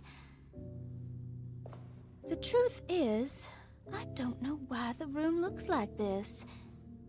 But I bet your friend Jeremy does. You know where I could find him? Oh, somewhere in his past, I suppose. He keeps going on about that mysterious dark man. I think he is hiding from him. Or maybe he's with him. I can't really keep up. I don't worry much. Take a look around this room. You may think it looks spectacularly devastated, but I just think it's finally found its stride. It fits perfectly with the state of this place and its loonies. The same goes for the nonsense with Jeremy. In my eyes, we finally managed to match the wild ride inside all of us. Well, I'm happy you find the evening so harmonious. I hope you don't mind me setting things right. Jeremy's business, that is. This room looks beyond my capabilities. Good luck, Detective. Hope to see you again soon. Yeah. Evening, miss.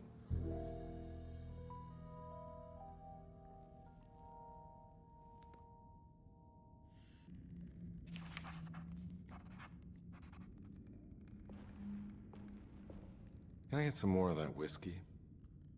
Go ahead, Detective. I don't think I can stomach any more anyway.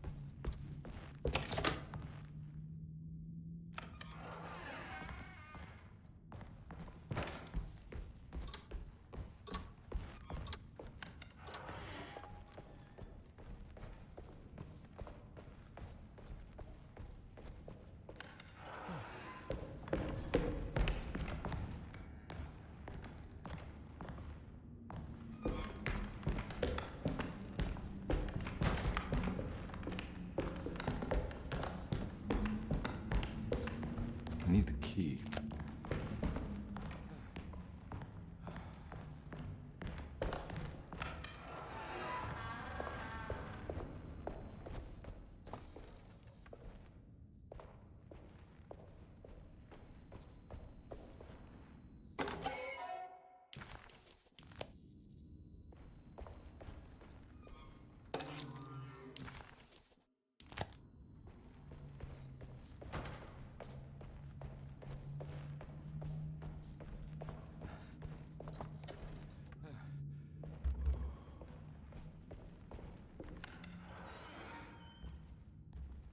Ugh. There's more of that aggressive rot.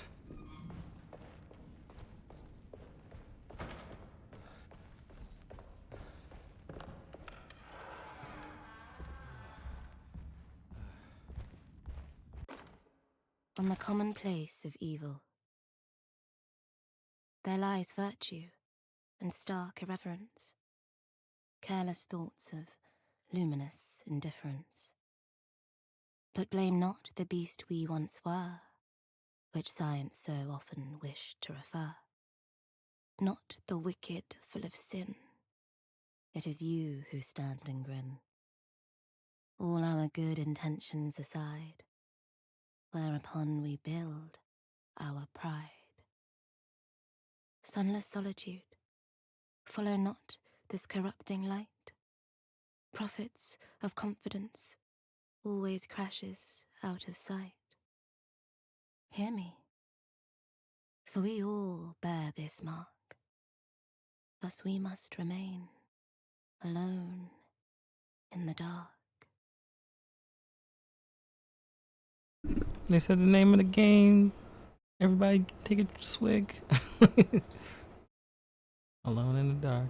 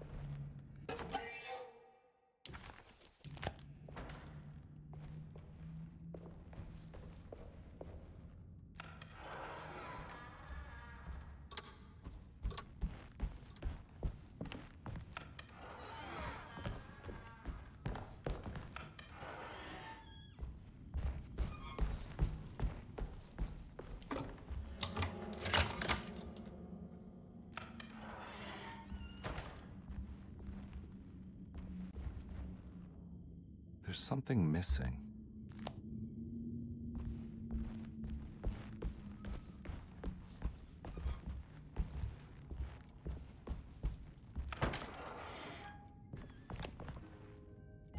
This must be that kid's room. Don't you worry, Grace. Go play your game, bleat and bellow with the others. I won't be jealous. There will be more masquerades. However, I would love it if you would finish my mask for the feast. With love, Ruth.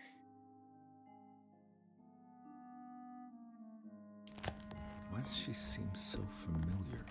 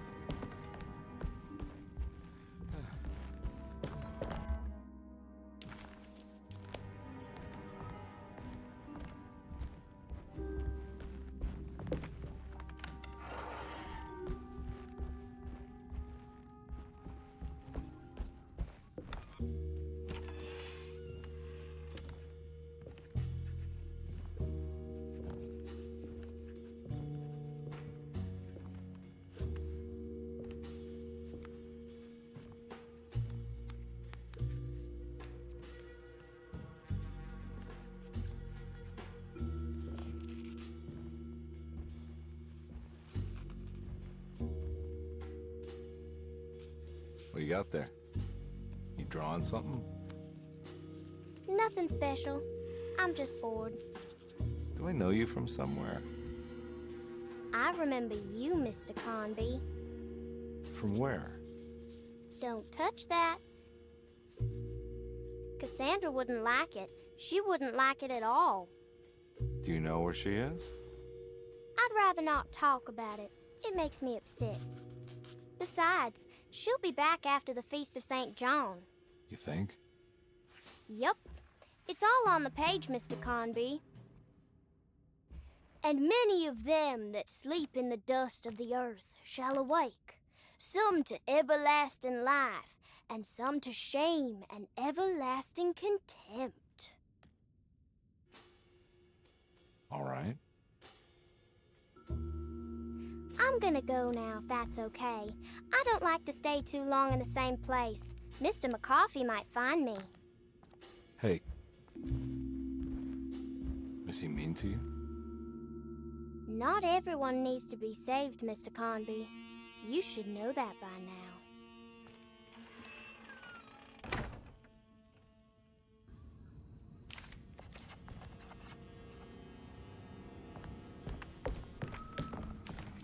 There's more of that rot again. Look at. So this is where Cassandra Beauregard ended up. For some reason, I thought she died years ago. If I find the full set of bottles, then maybe I can make something out of the stains of rot. It's another one of those strange padlocks. I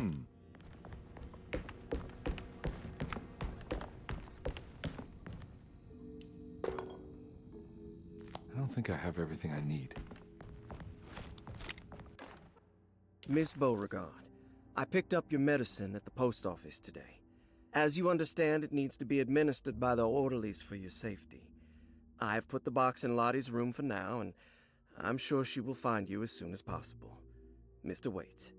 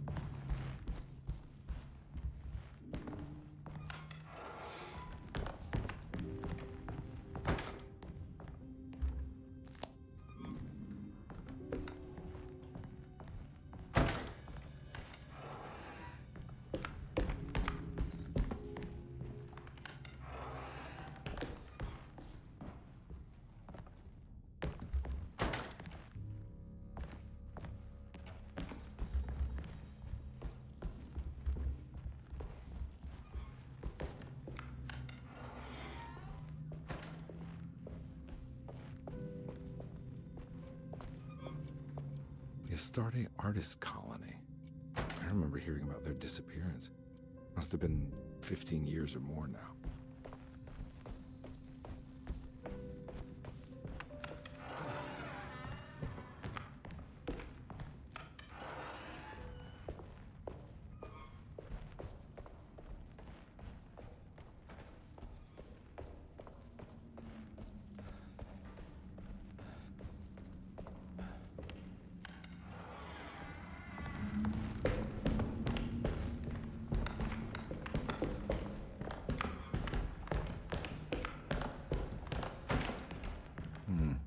I need the key.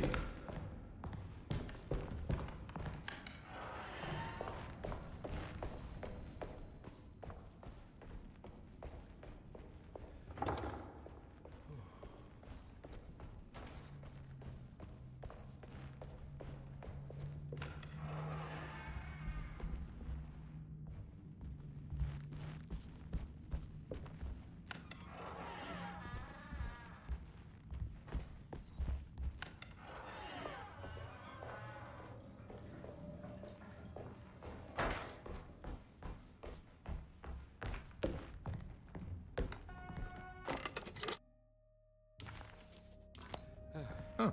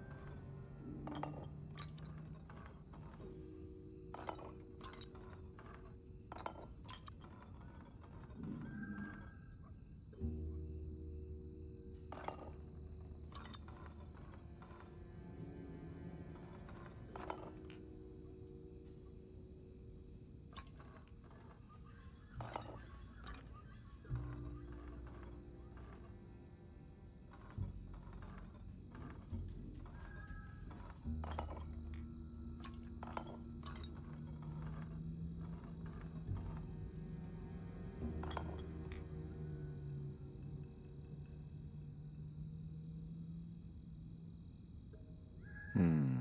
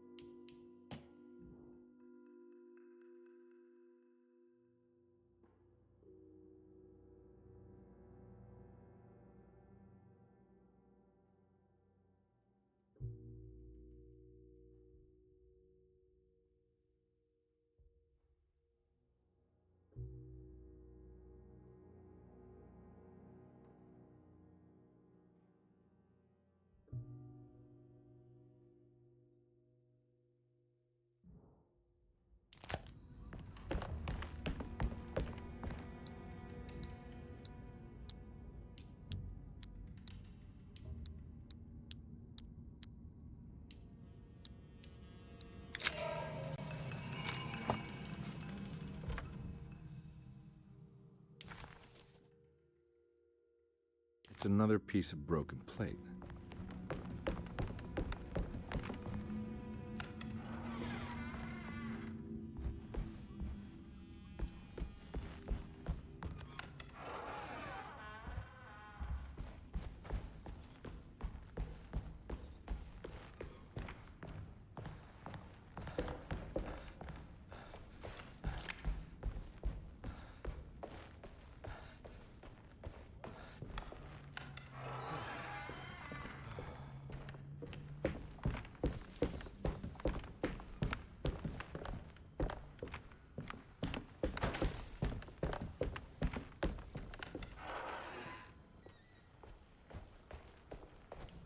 I need the key.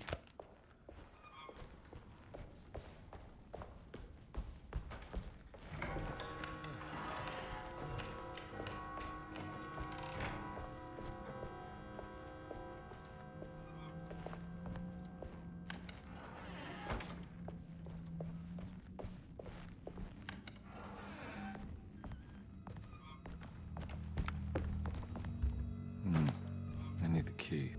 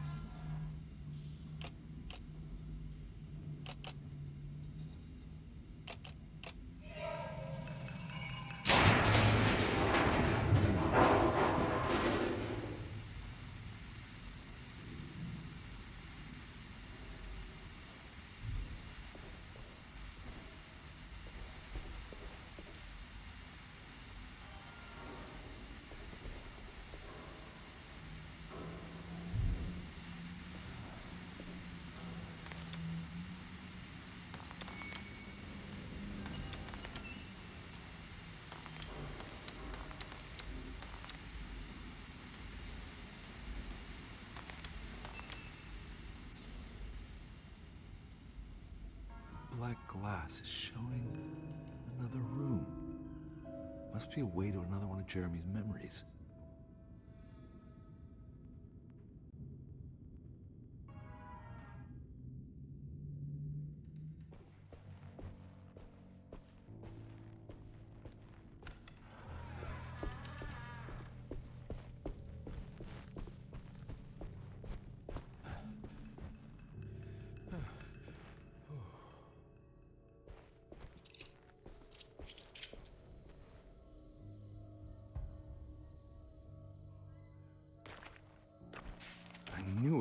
I knew it would work. You're getting good at this, Carnby. Maybe a little too good at this.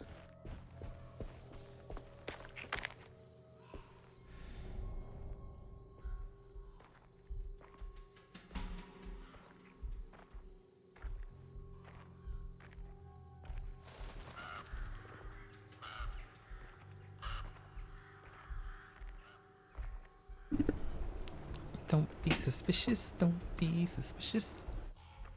So, just gonna sneak around.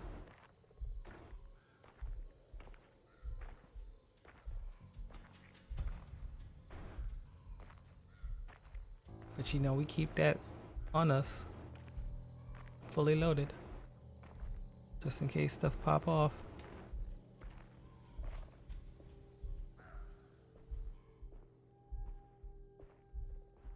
The Hartwood's family crypt. Emily's family must have deeper roots in New Orleans than I thought. I figured she was a Yankee like me.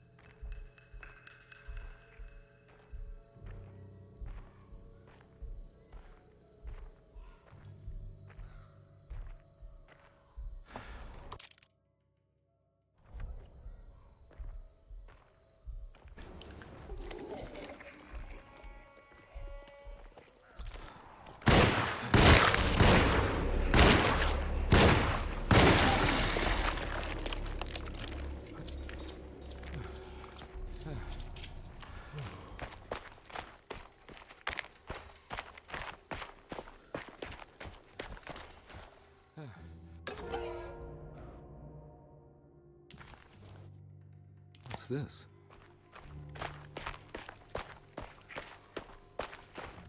Now, what do we got here?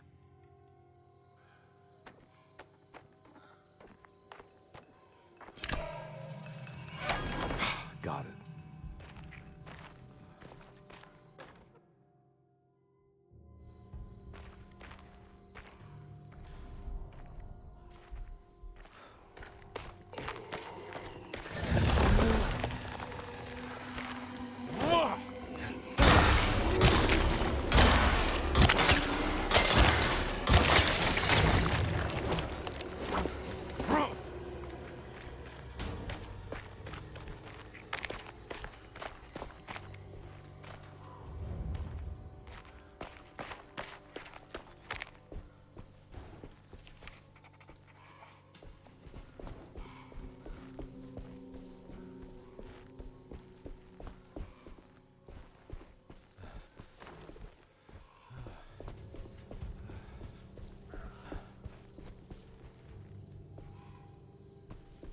Jeremy sketched this chapel in his book, so it must be important.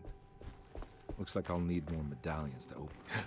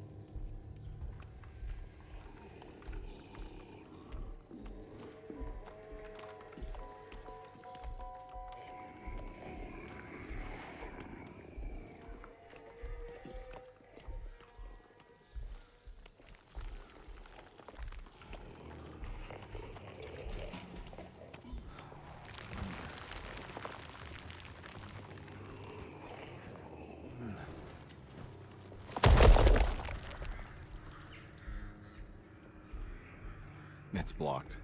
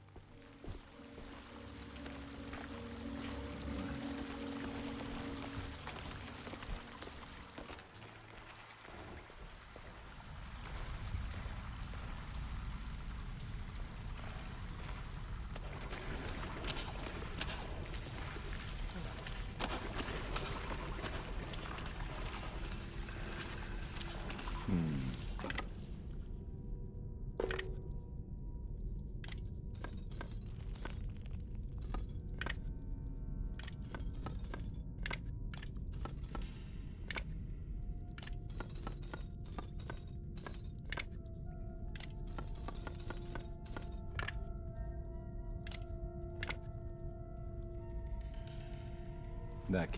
Hmm.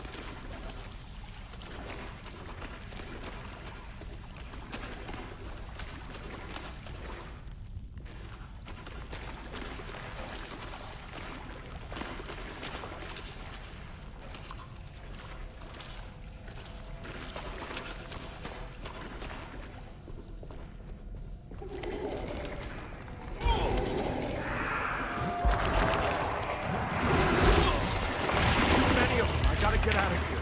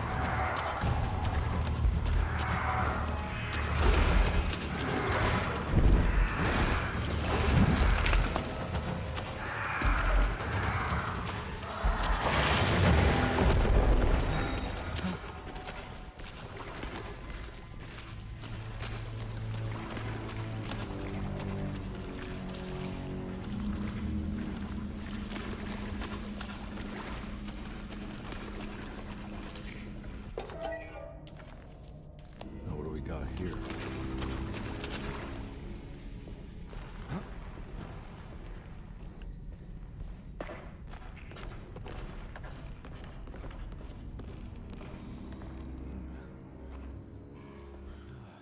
Thank God that's over.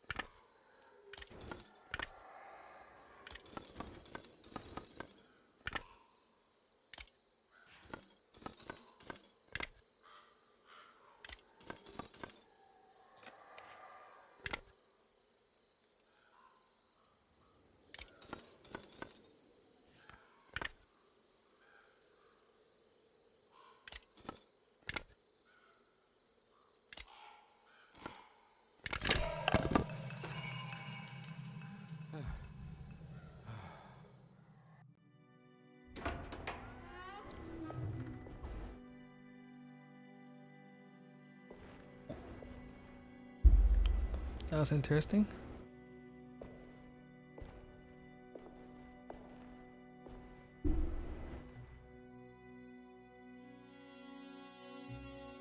She looks so well preserved. Please don't touch her. Jeremy. What are you doing here? Everyone's looking for you. I know, it's all a big mess. No one understands. I'm just trying to keep evil at bay. Just for a little while longer. You've got to come back with me. Your niece is waiting at Tercetto. Emily? Why would you...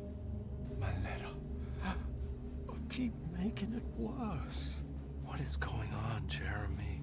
How is any of this happening? I made a terrible promise with someone. The Dark Man. Who is he? No, don't say his name. He can hear us. He's always listening.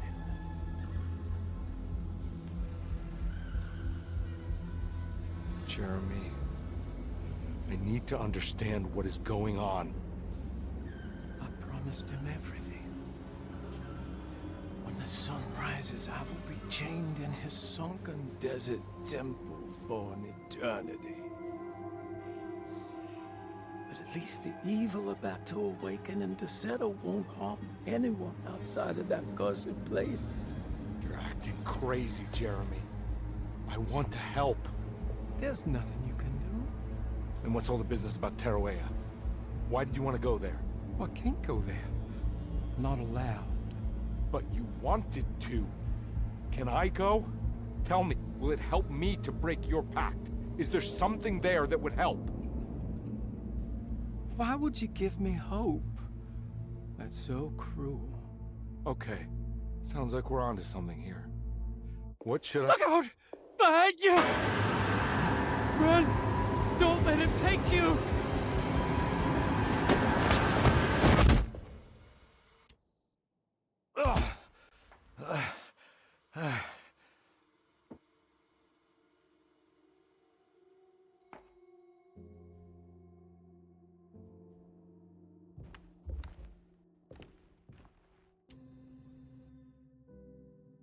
I've seen so many strange occurrences lately. Memories explode into existence and then burn out like tired glass bulb filaments. Dreamscapes crash down from the stars and sink into the sea. Doors that lead to nowhere and absolutely everywhere at once. With all this reverie, I want to think there's a chance that you found a way to remain alive in some way I cannot fathom. Just like I've learned to navigate with my talisman, maybe you, with all your knowledge, you somehow knew a way to find me again, perhaps in Tarawea. All my love, Jeremy.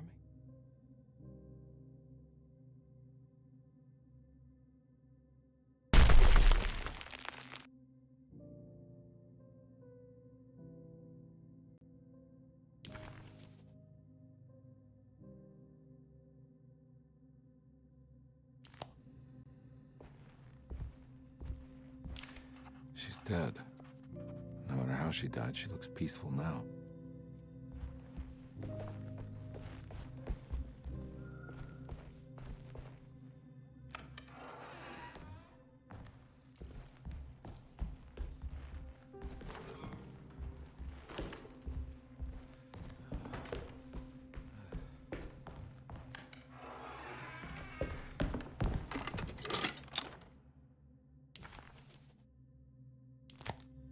Telescope lens. Why would he lock that up?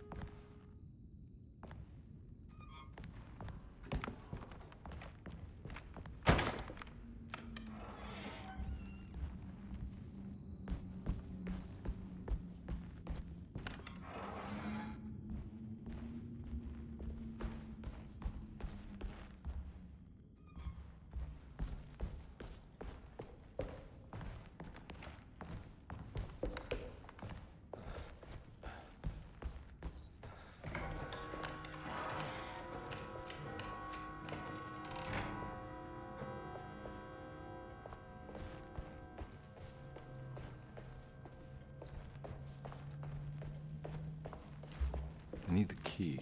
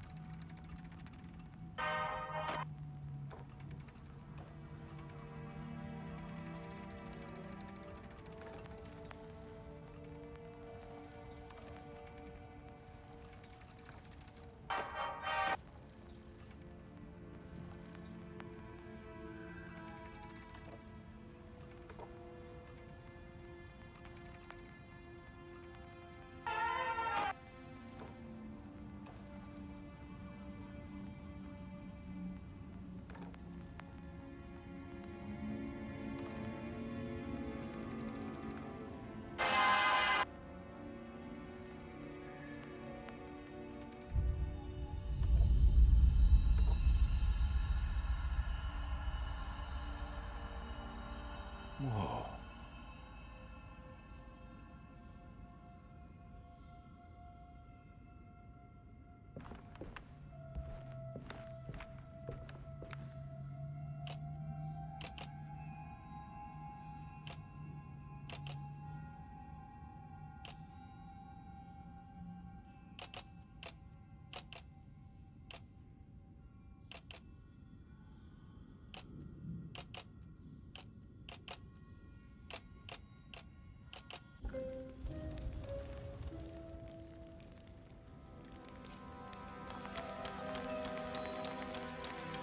Whoa, what's going on? It's dialing in something all on its own and it's showing the way to another memory? Where is that?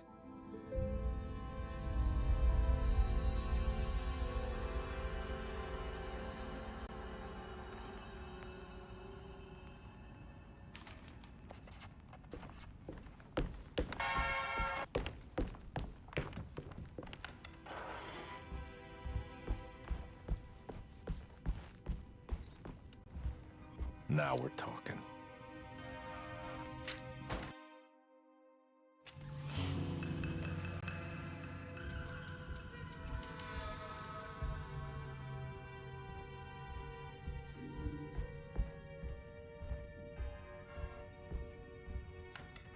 It's about to go down.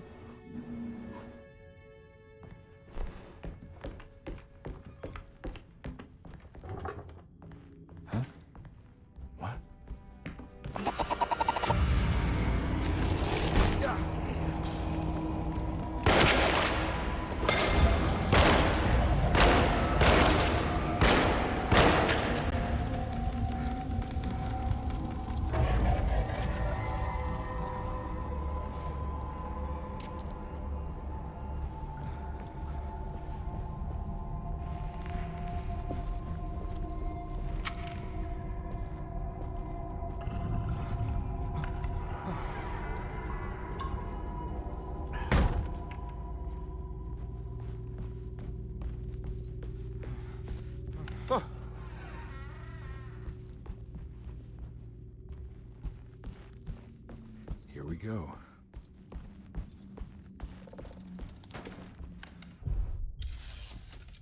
Chapter 3. We've made it.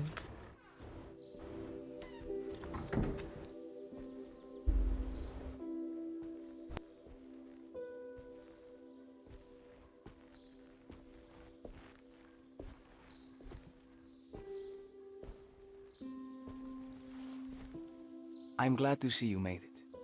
I had my doubts, but the hope you instilled has yet abandoned me.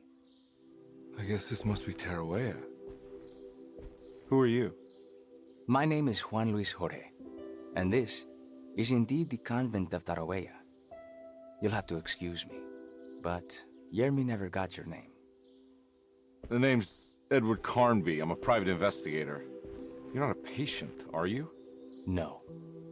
I'm the author of a book that Yermi once found important. How does that work? Are you part of this memory as well? Is this even a memory? I think calling me a manifestation of Yermi's subconscious would be more correct. And so is the convent of Tarawea. I'm a man Yermi has never met, and we are in a place that he has never been. Okay. So are you here to guide me or something?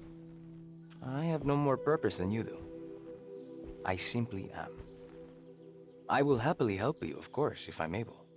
If you are already somehow part of Jeremy, why did he want to come here? Isn't he sort of here already? Yermi wanted to come here because it's a representation of his mind at peace. When Dr. Gray asks him to find his focus during his sessions, this far-flung convent is what Yermi imagines. He is under the impression that if he could physically come here, he would reach a perfect equanimity. A spiritual apotheosis. You don't think it would work? Yermi subconsciously knows it's just wishful thinking. He can't come here. Despite the pathways opened by the dark man between their Seto and Yermi's psyche, it's simply not possible. But I'm here. Indeed. It's a shame it's just another place for you, Detective. Otherwise, you could have become a Buddha. Always a bridesmaid, never a blushing bride. Am I right? Yes, I suppose so. You'll have to chase enlightenment elsewhere. So what's the next best thing? What can I do here?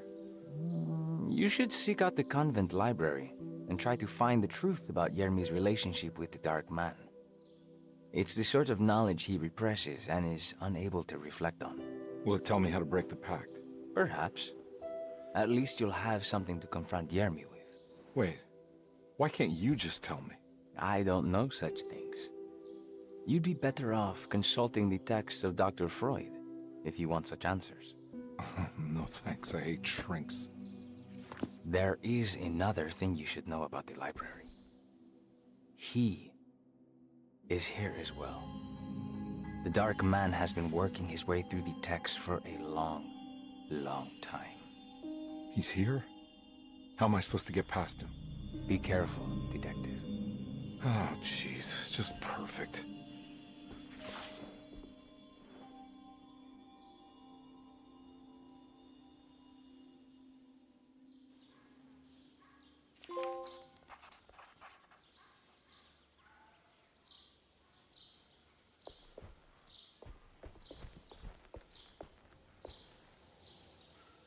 You have any advice on how to deal with the Dark Man?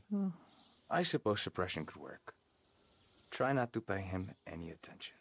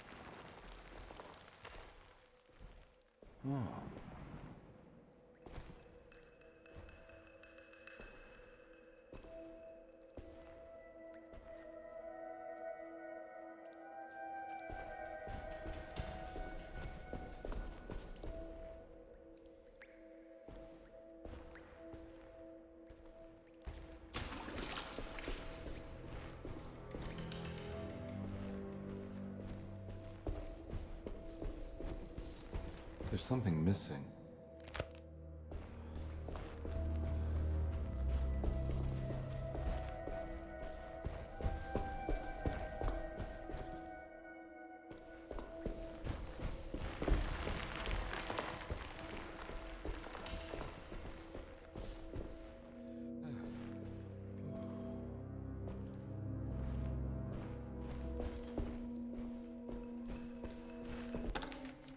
The great library was endless, beautiful, and terrible. An Akashic record for the universe inside the mind of Jeremy Hartwood, now corrupted by a story forced upon him, told by a maniacal liar, an evil conjured by science and secrecy. I will suspend a room and lock away the foundation of his character. Its key will be left to the librarian, the only thing invisible to the prowler.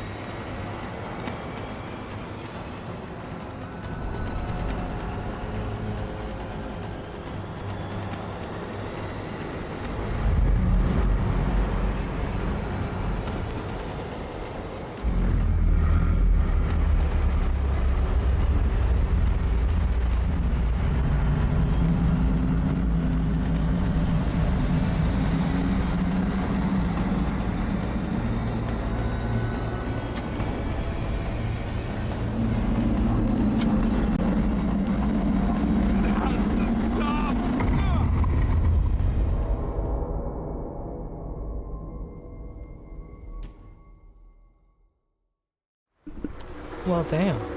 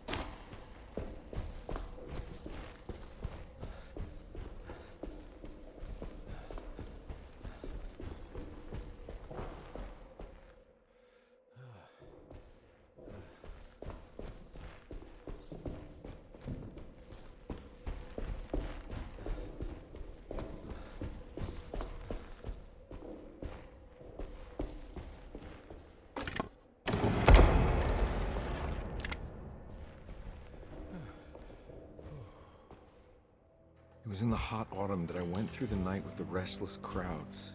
He was a kind of itinerant showman who held forth in public halls and aroused widespread fear. The New Orleans address of the event is lost, but I remember distinctly the Prext shipping company pressing their contribution. Hey.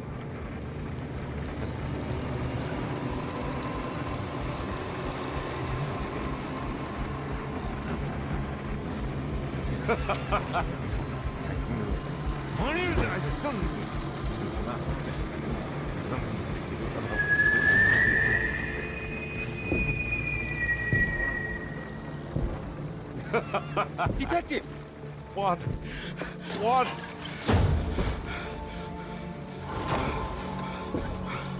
I hope you found what you were looking for. I fear there is no going back.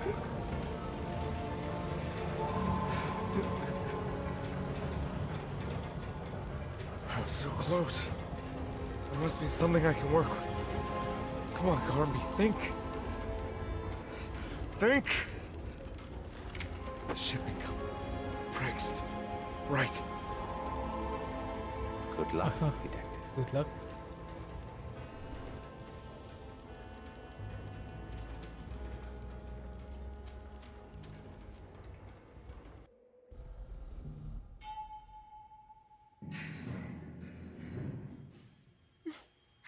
Well, thank God you're here, Detective. Sitting all alone in a place like this. I'd never live it down if the papers got wind of it. Hey. Ruth, right? Oh, don't pretend you don't know. I'm sure you have a whole file on me by now, Detective. I suppose we weren't formally introduced. I'm Ruth Talon. Miss Ruth Talon, in case you're wondering. Edward Carnby. Enchanté. Are you sure? I had too many already. Why do they keep giving them drinks? They trying to turn my character into a drunk. Nice. It's good. I know. I have great taste, Detective.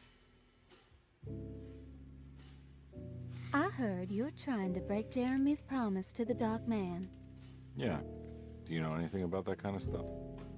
No, but it makes you wonder. If he made a promise, can't he simply stand by his words?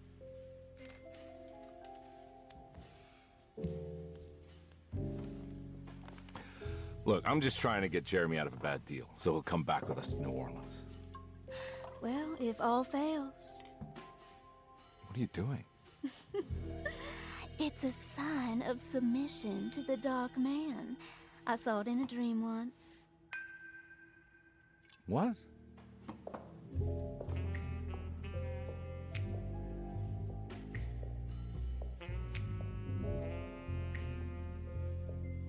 You don't know the Prext shipping company by any chance? I do. They made big money during the war. Their waterfront office is just over there. How did you do that? Do what, Detective? Bonne chance. Hey, have you seen Emily Hartwood anywhere? Are you trying to make me jealous, Detective? No, I haven't seen your doll anywhere.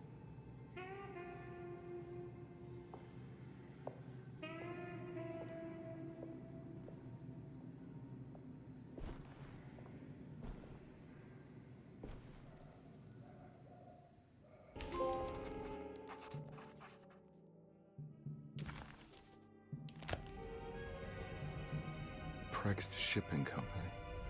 According to the book, I don't know where to go.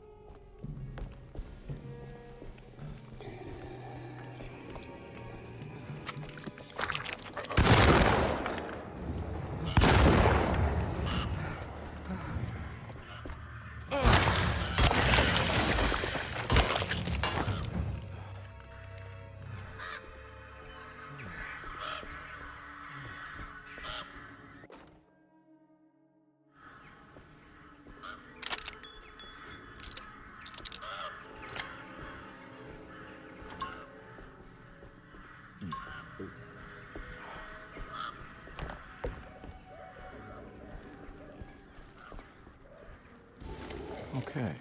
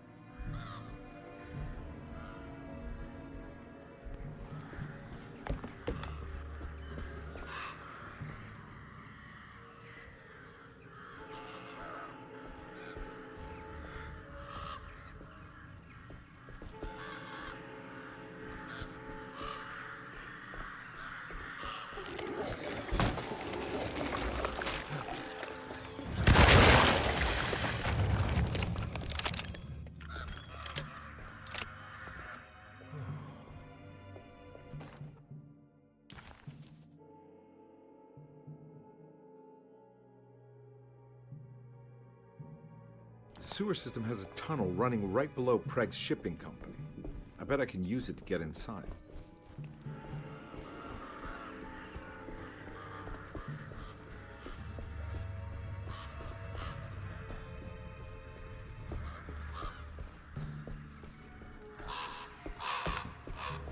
It's locked from the other side.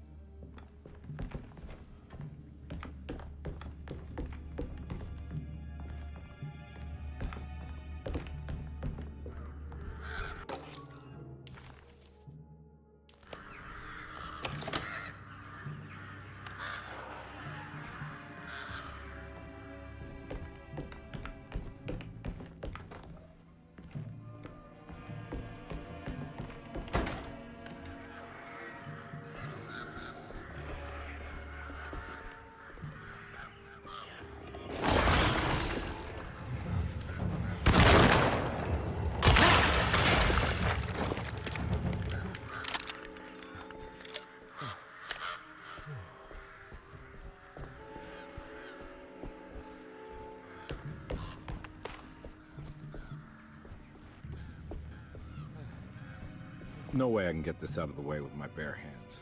But if I get that crane going, that should do it.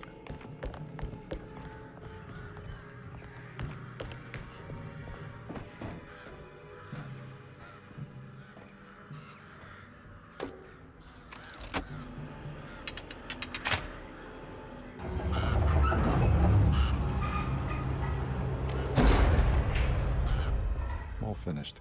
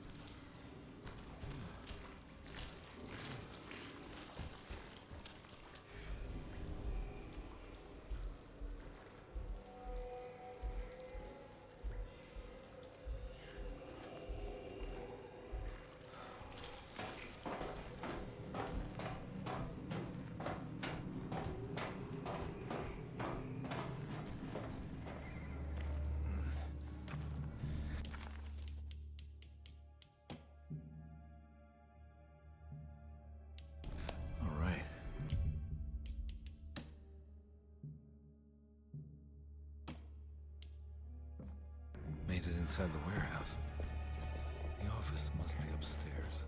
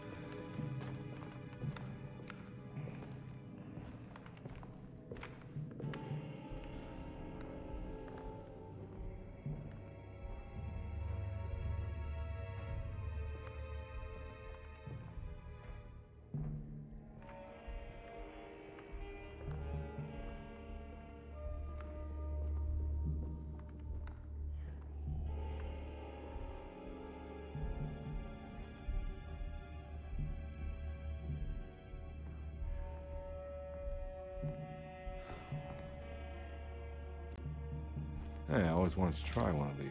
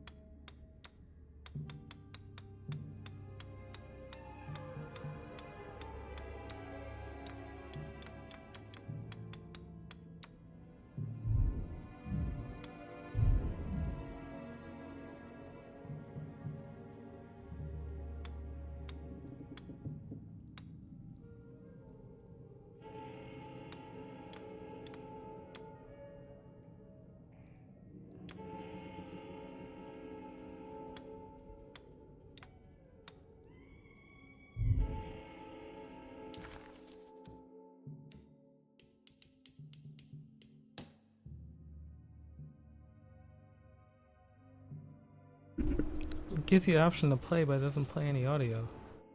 That's weird.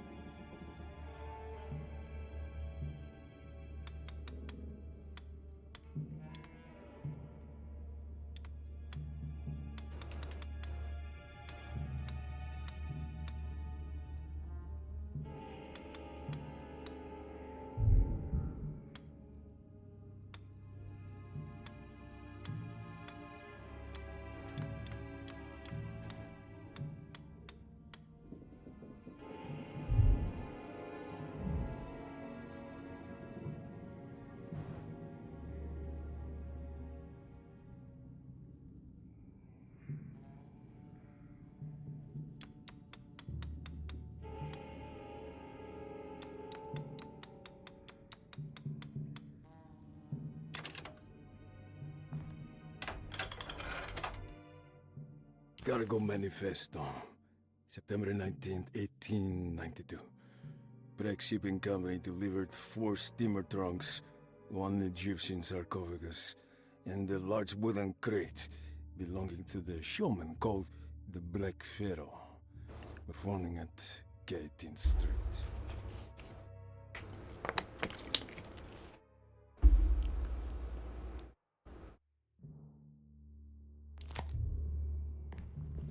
Here we go. The address where Jeremy first encountered the Dark Man.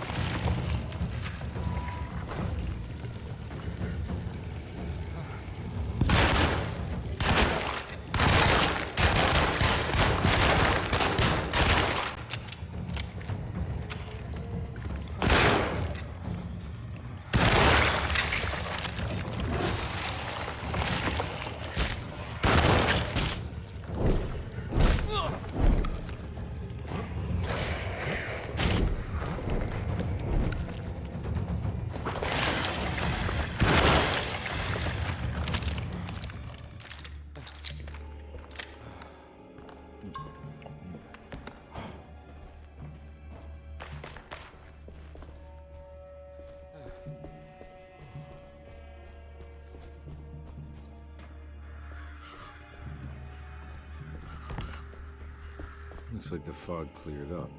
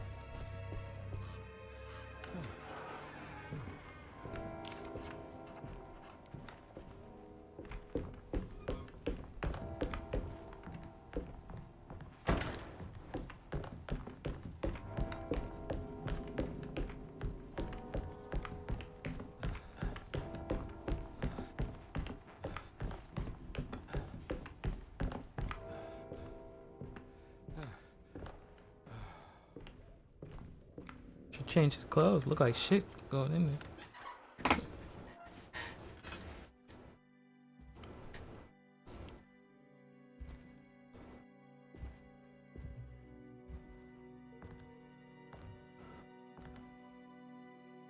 You want to tell me what this is all about?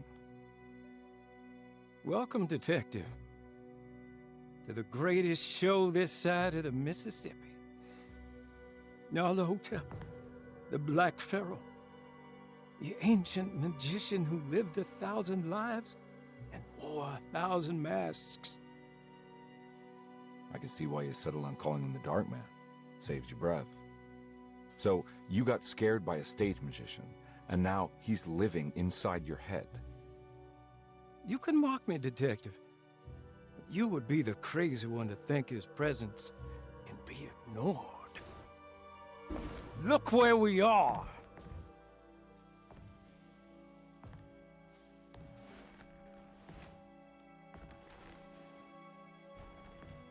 We didn't get to finish our last conversation, did we?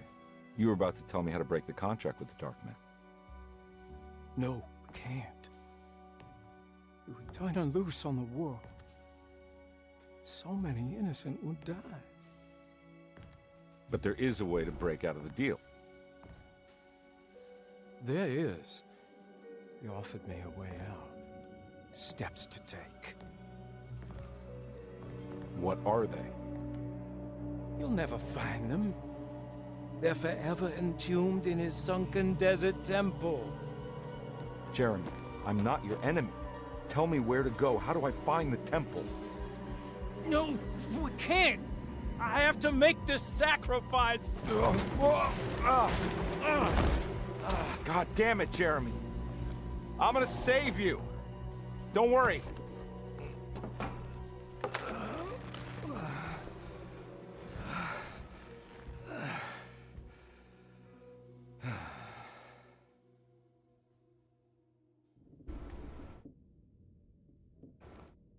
How do you save someone who doesn't want to be saved? Can't save Well, he's her. gonna get saved Don't no wanna matter be what. saved. I just need to find the temple somehow.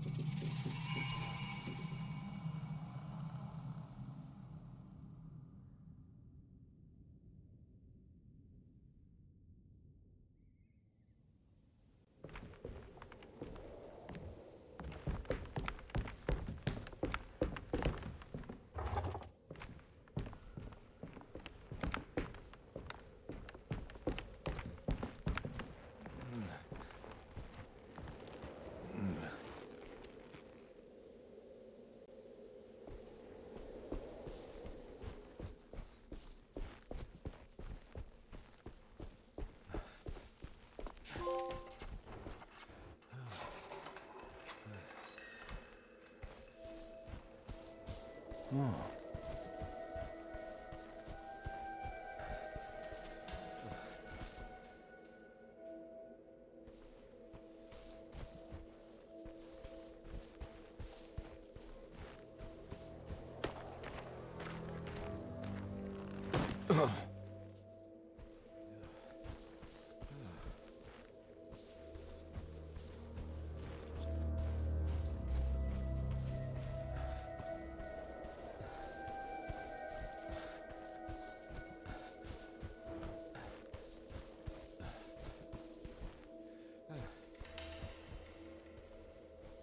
The sunken desert temple. I better get down there.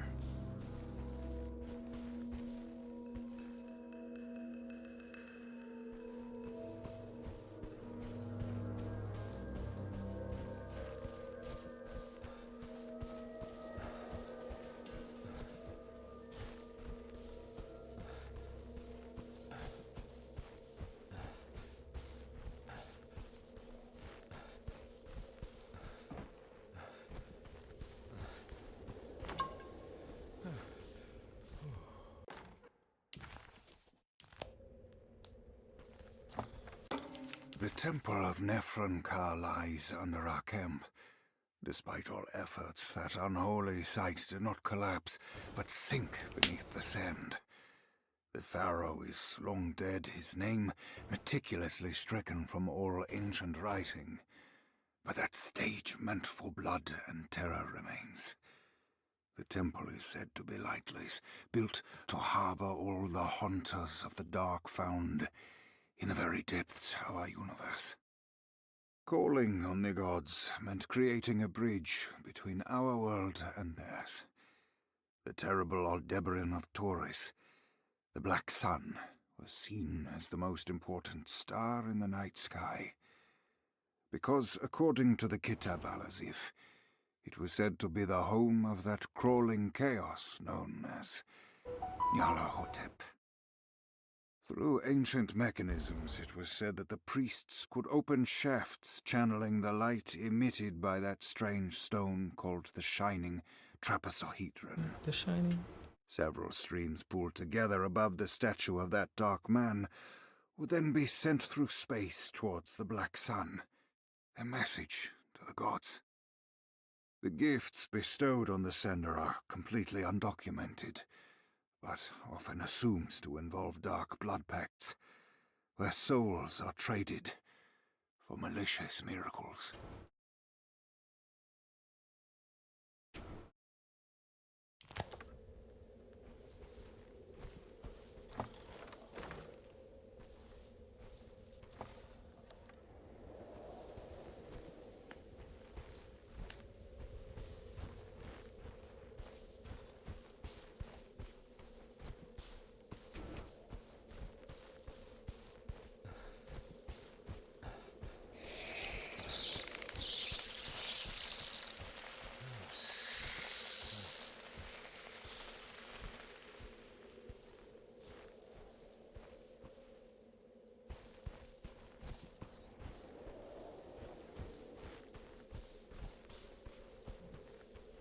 Here we go.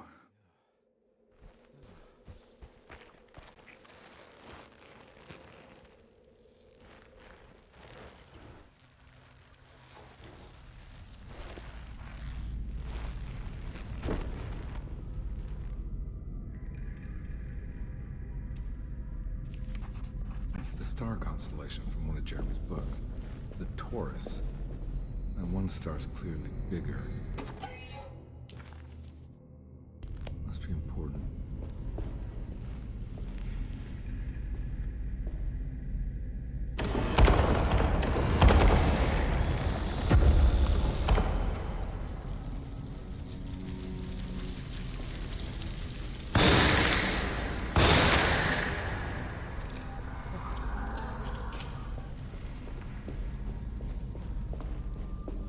I got a feeling this is it. This is where the contract is hidden. But how do I get to it?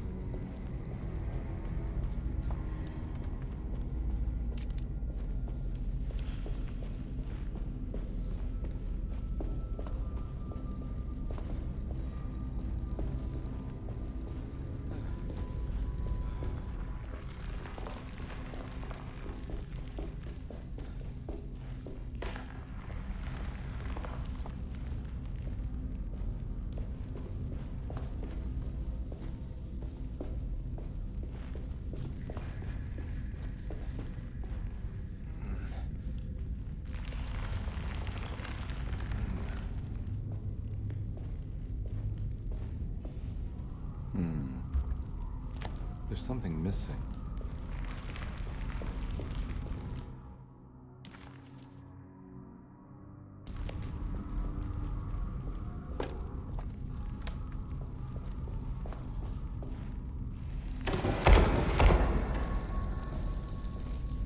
This one looks operational. Good work.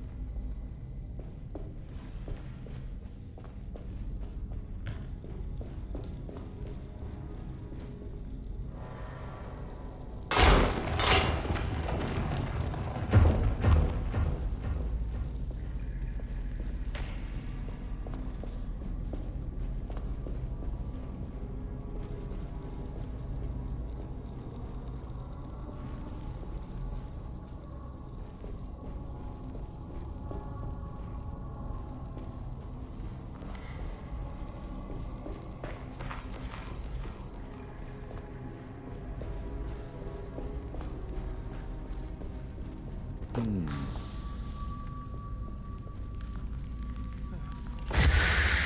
work.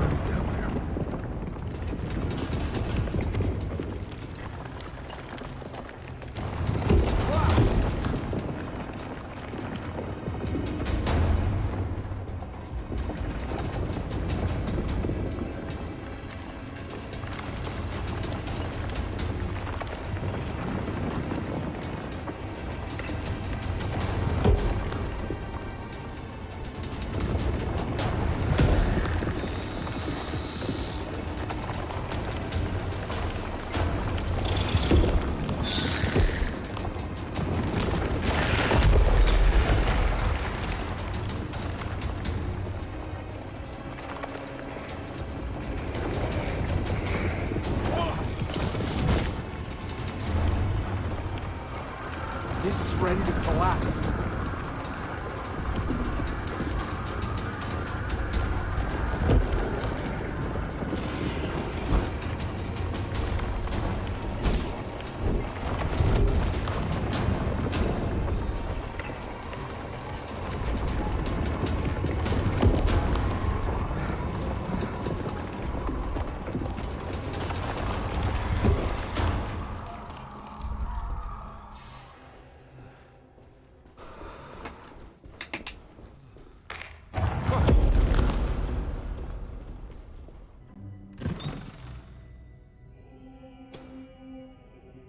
We found a dagger.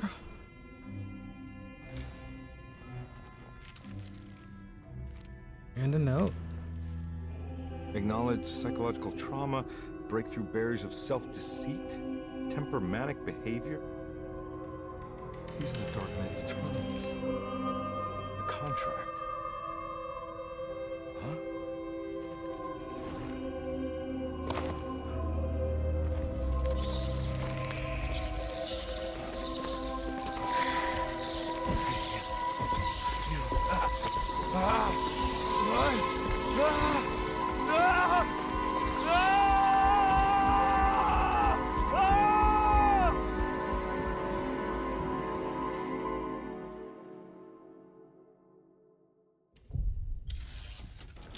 Chapter 4.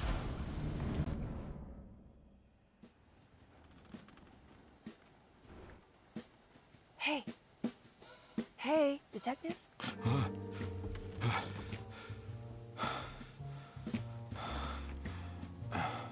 What are you doing? Oh, I found something. Great. Was it alcohol? God, no, I just got the wind knocked out of me. I think I know how to break the contract with the Dark Man. What exactly does that mean? Everything going back to normal. All right. I found some more information on Dorsetto and the patients. There are some seriously strange things going on here. I'm pretty sure 2 of the patients are dead and maybe even the clerk. Oh, yeah. I kind of just gave up on worrying about that. Well, just keep your eyes open, I suppose. What were you doing again? Jeremy made a pact with the Dark Man to keep all the madness locked inside Dorsetto. All right. I'm gonna break it. I just have to... Where is it? Where's the talisman? It's around your neck? Ah! Ah! I worry, Detective. Don't, I'm fine. I worry that you're not much help on this case. At least you're a good distraction. Trust me. You're getting your money's worth. At this rate, I'm an absolute bargain.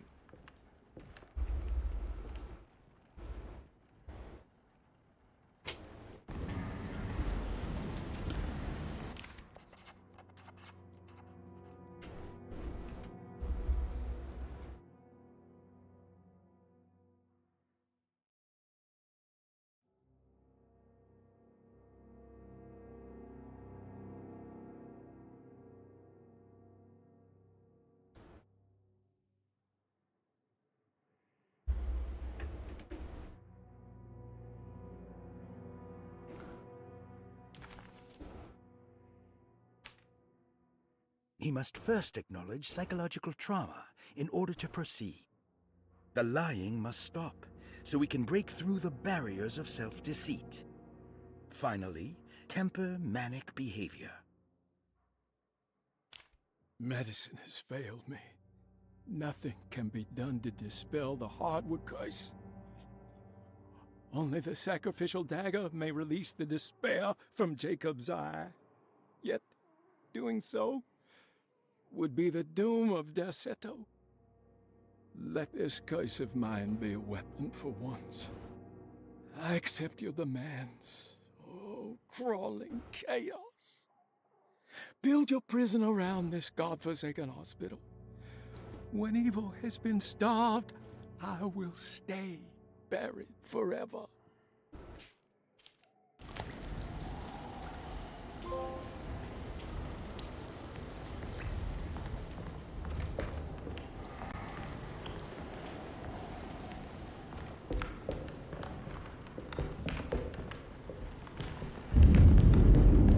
Just what this evening needed.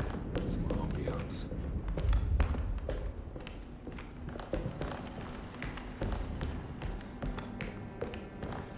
need the key.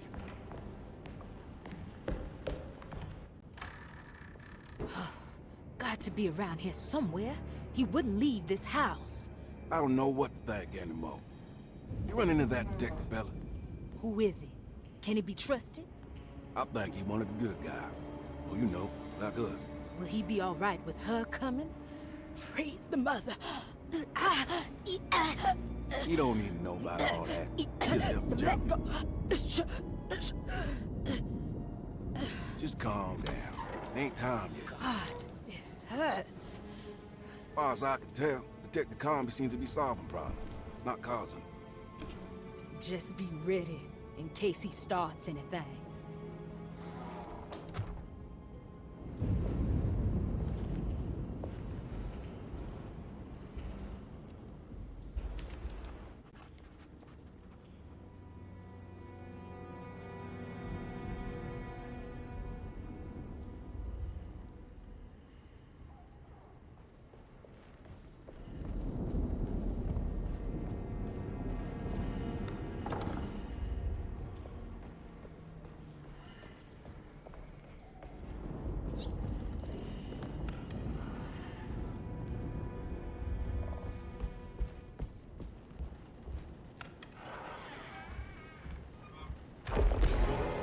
Christ, what the hell was that?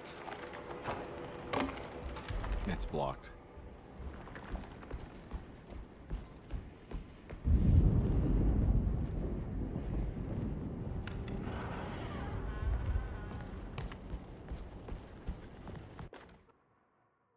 Lunacy and the Astarte Artist Colony, a monograph by Yael Klein. In early 1909, the old Derceto plantation outside of New Orleans was turned into an artists' colony. 3 famous European artists rented the house and the surrounding land from the owner, the Ledoux family. The colony was chiefly run by Sebastian Cortez, who was playfully dubbed the captain by his collaborators, William Arges and Heinrich Kassel. The colony existed for 6 years, until one day all 12 members disappeared without a trace. It is widely believed that their disappearance is connected to the disastrous hurricane that passed through on September 29, 1915, but nothing truly supports this claim. What is known is their frequent participation in New Orleans nightlife, their love for hosting parties, and their elaborate contributions to the Mardi Gras parades as the Pirates of Pontchartrain. Accounts of their lifestyle can be found in almost every gossip column. It can effectively be summed up as carefree and bohemian. In late June 1909, the name Astarte first appeared in the newspapers. Cortez said the name came to him as he was painting.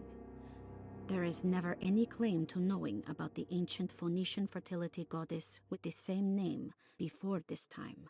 His fellow colonist Heinrich Kassel did know, because he later produced sculptures that show clear references to ancient idols of the goddess.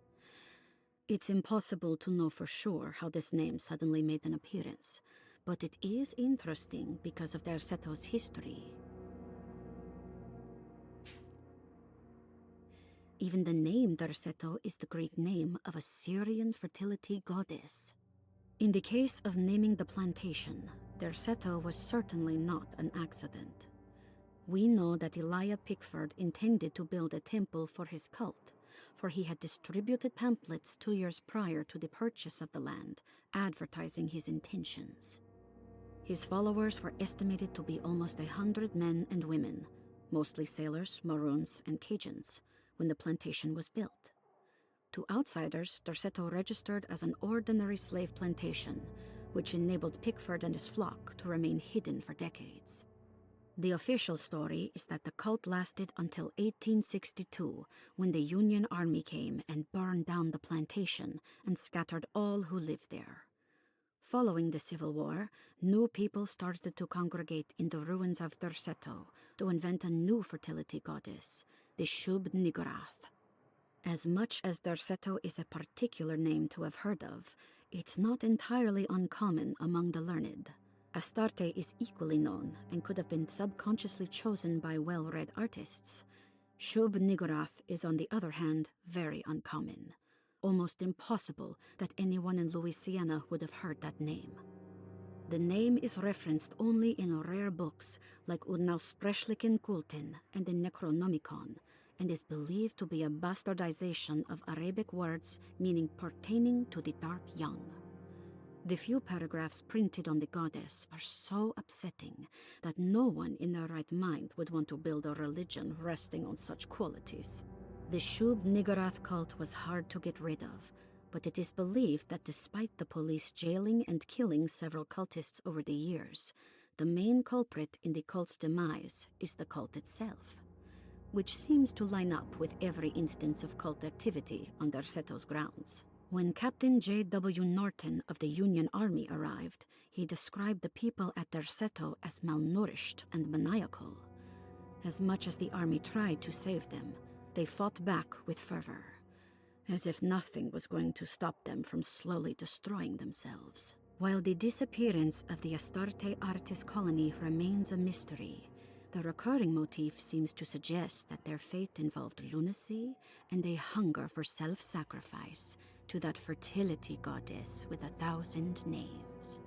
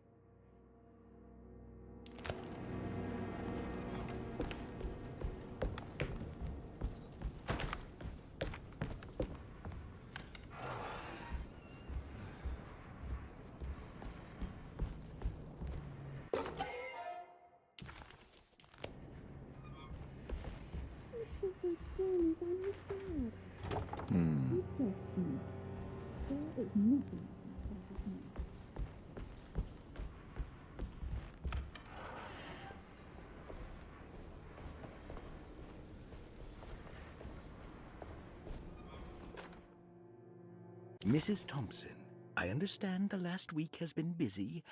Under these circumstances, I find it important to remind you that Derceto's concerns are not a public matter, nor is it something that should upset you.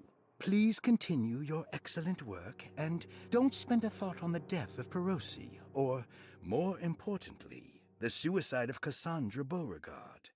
They should mean nothing to you or the staff.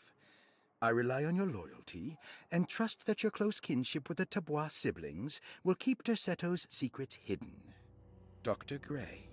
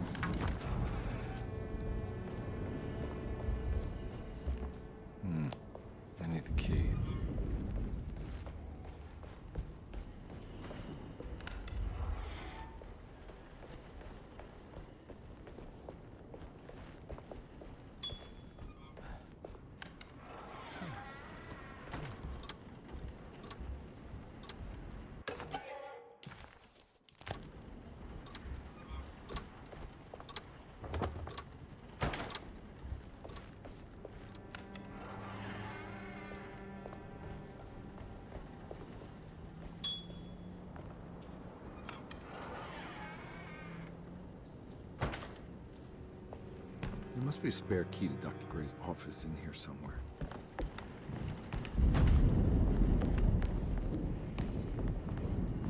I don't have the combination for this. Maybe Jeremy did.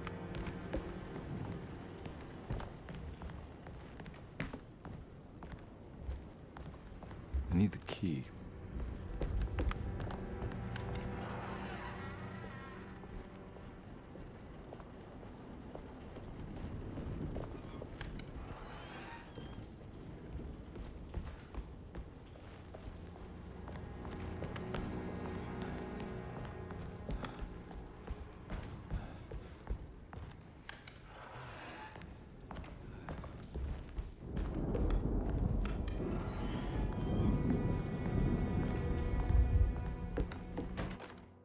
Detective Comby, I'm terribly sorry that my niece has pulled you into this mess.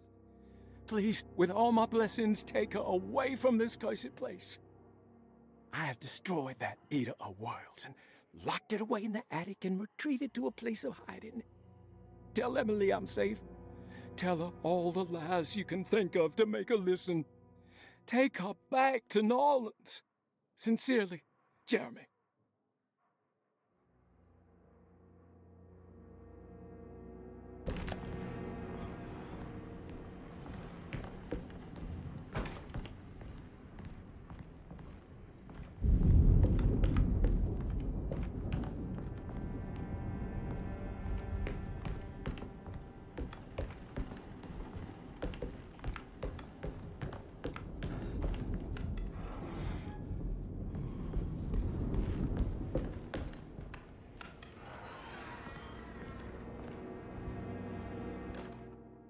Brother, I need you to trust me.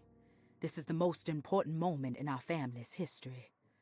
I know you have doubts and that the terrible Mama Loa told you lies. I would never betray you. I promise. Lottie.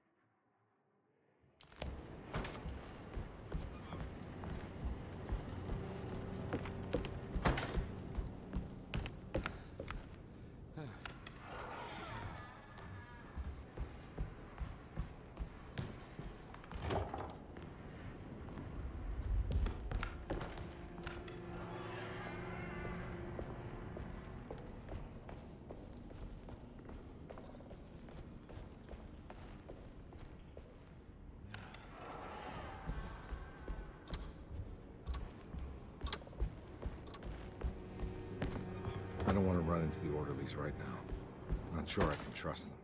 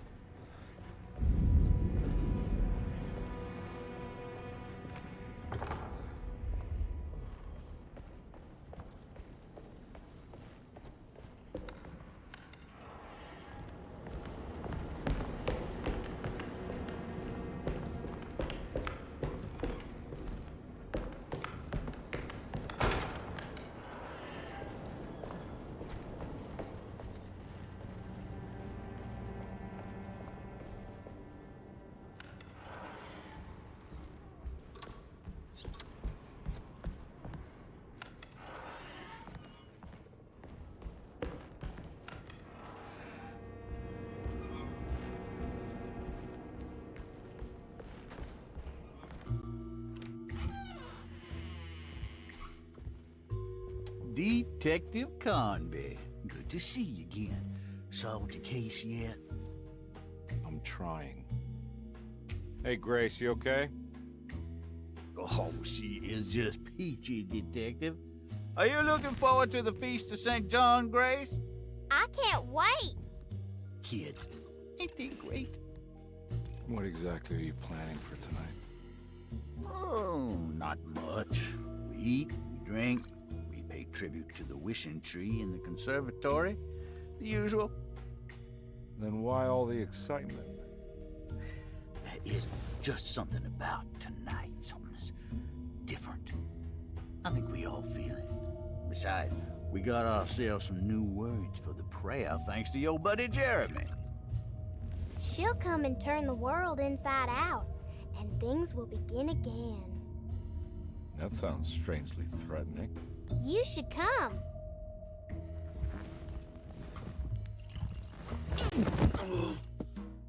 God damn it, Grace. Stay put for once.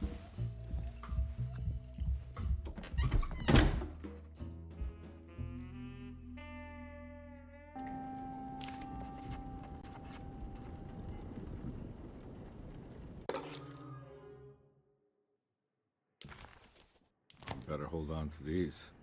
Wouldn't want them to get lost.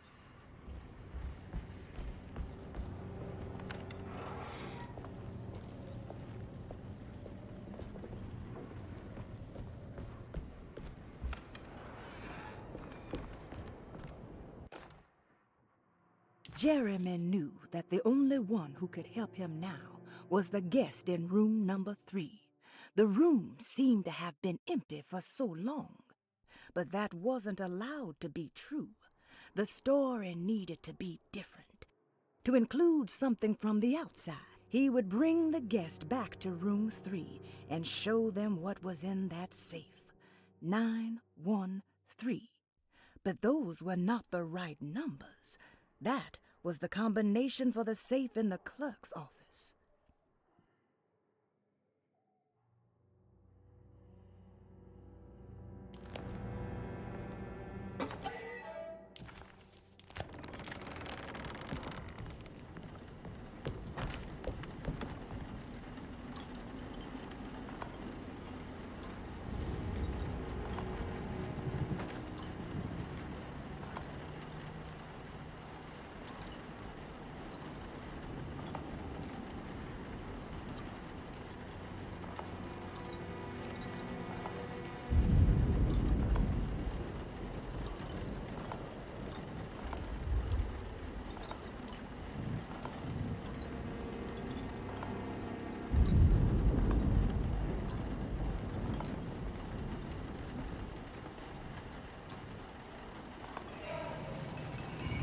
The rod made the shape of a snake.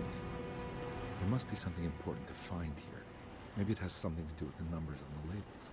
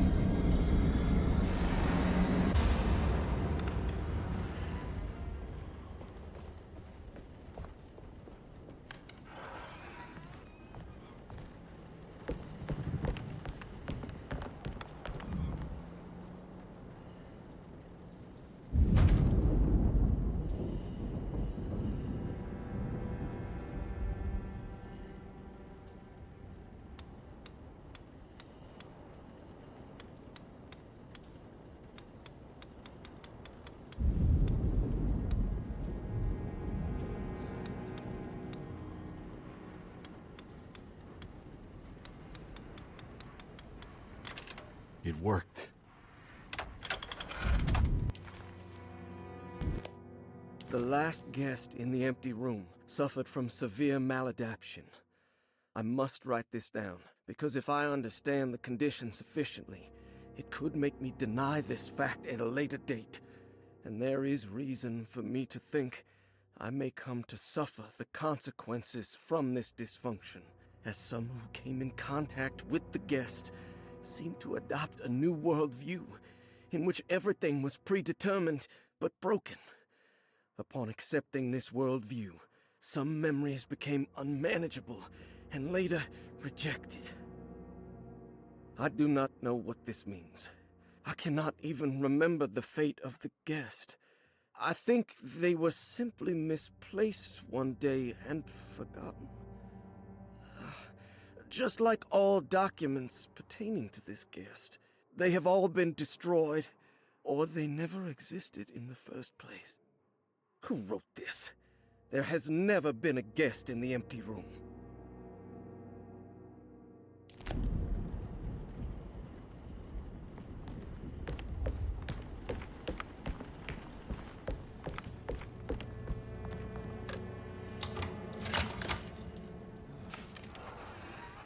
Dr. Gray's office, all to myself.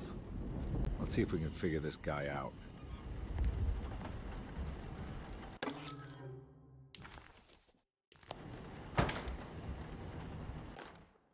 Dearest Dr. Manzetti, I find myself in a losing battle with my patient. As I've disclosed in my previous letter, his delusions have him completely captured. It's bad enough that he is torturing himself with paranoia, but his madness turns out to be quite persuasive to others, effectively laying the ground for mass delusion. I am writing to you in hope that you can give me some guidance. Beyond my ambition to avoid devastating surgery on my patient, I have grown worried about my own defenses. The words of my patient are deranged, yet they often resonate with something primitive within me. I have tried photographing his brain with X-rays. It was surprisingly difficult to get good results. Dark blotches on the plates kept obscuring all details. My patient looked at the bad plates and cried out in terror, telling me the dark areas was the shadow of the worm, eating him from inside. I could not see anything out of the ordinary. I hope this is a sign that my mind is not as receptive to the madness as I had feared. After further inquiry, my patient described the shadows inside his mind as some kind of chthonic monstrosity that wants to undermine his sanctuary. This is clearly a reference to a place he calls Teroea, a sort of library or convent that works as a psychological haven. With this imaginary haven threatened by this Chthonian, he has now constructed another, less pleasant hiding spot. Lately, he has been bringing up a metaphor of a steamboat that has run aground, that he feels like he needs to start the engines and reverse, but he is afraid that the hole in the hull would cause the whole ship to sink. I've been watching him turn this metaphor into reality for the last week. He knows it's made up, but he is doubling down, trying to make it a real memory. I feel certain that this is my chance to break through the barriers of his self-deceit.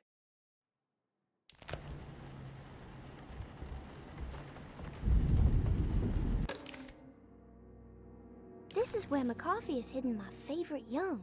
It's very important. I have finished tidying up Miss Beauregard's belongings. I will leave it to you to contact her agent and have them collect her things. I found one of Grace's drawings she might want back, along with this key in her room, which I believe you've been looking for, Mrs. Thompson.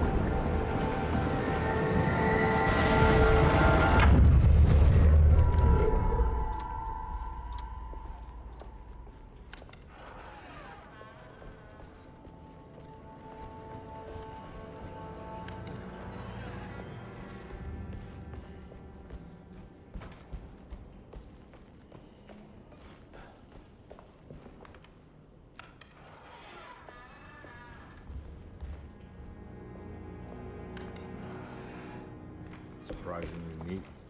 Maybe I've been selling that old barfly short.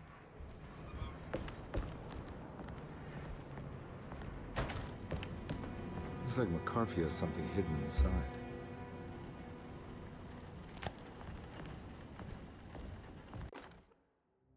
Sometimes, I think this place makes me worse.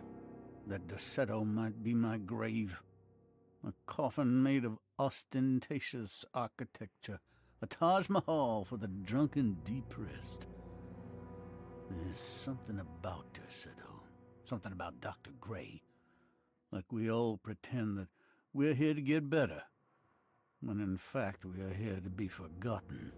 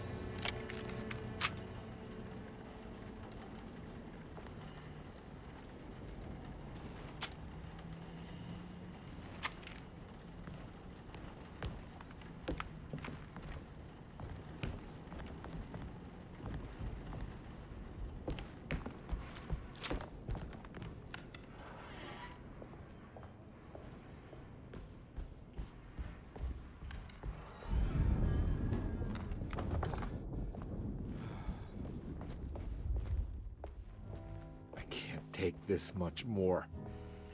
This has to end.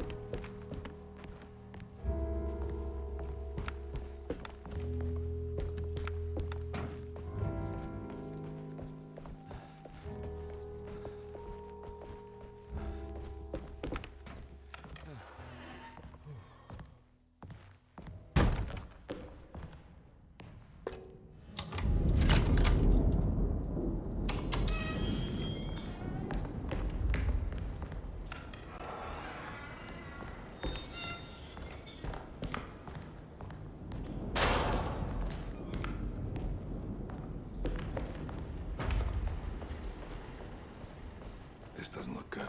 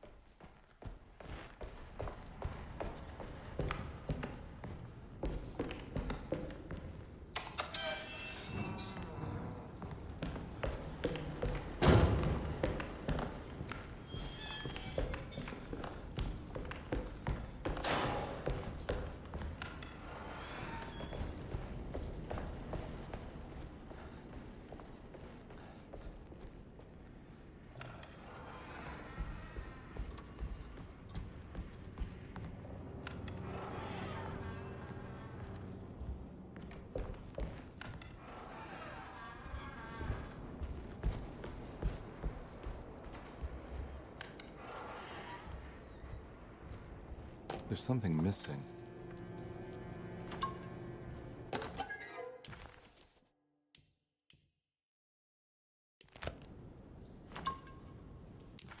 Dr. Gray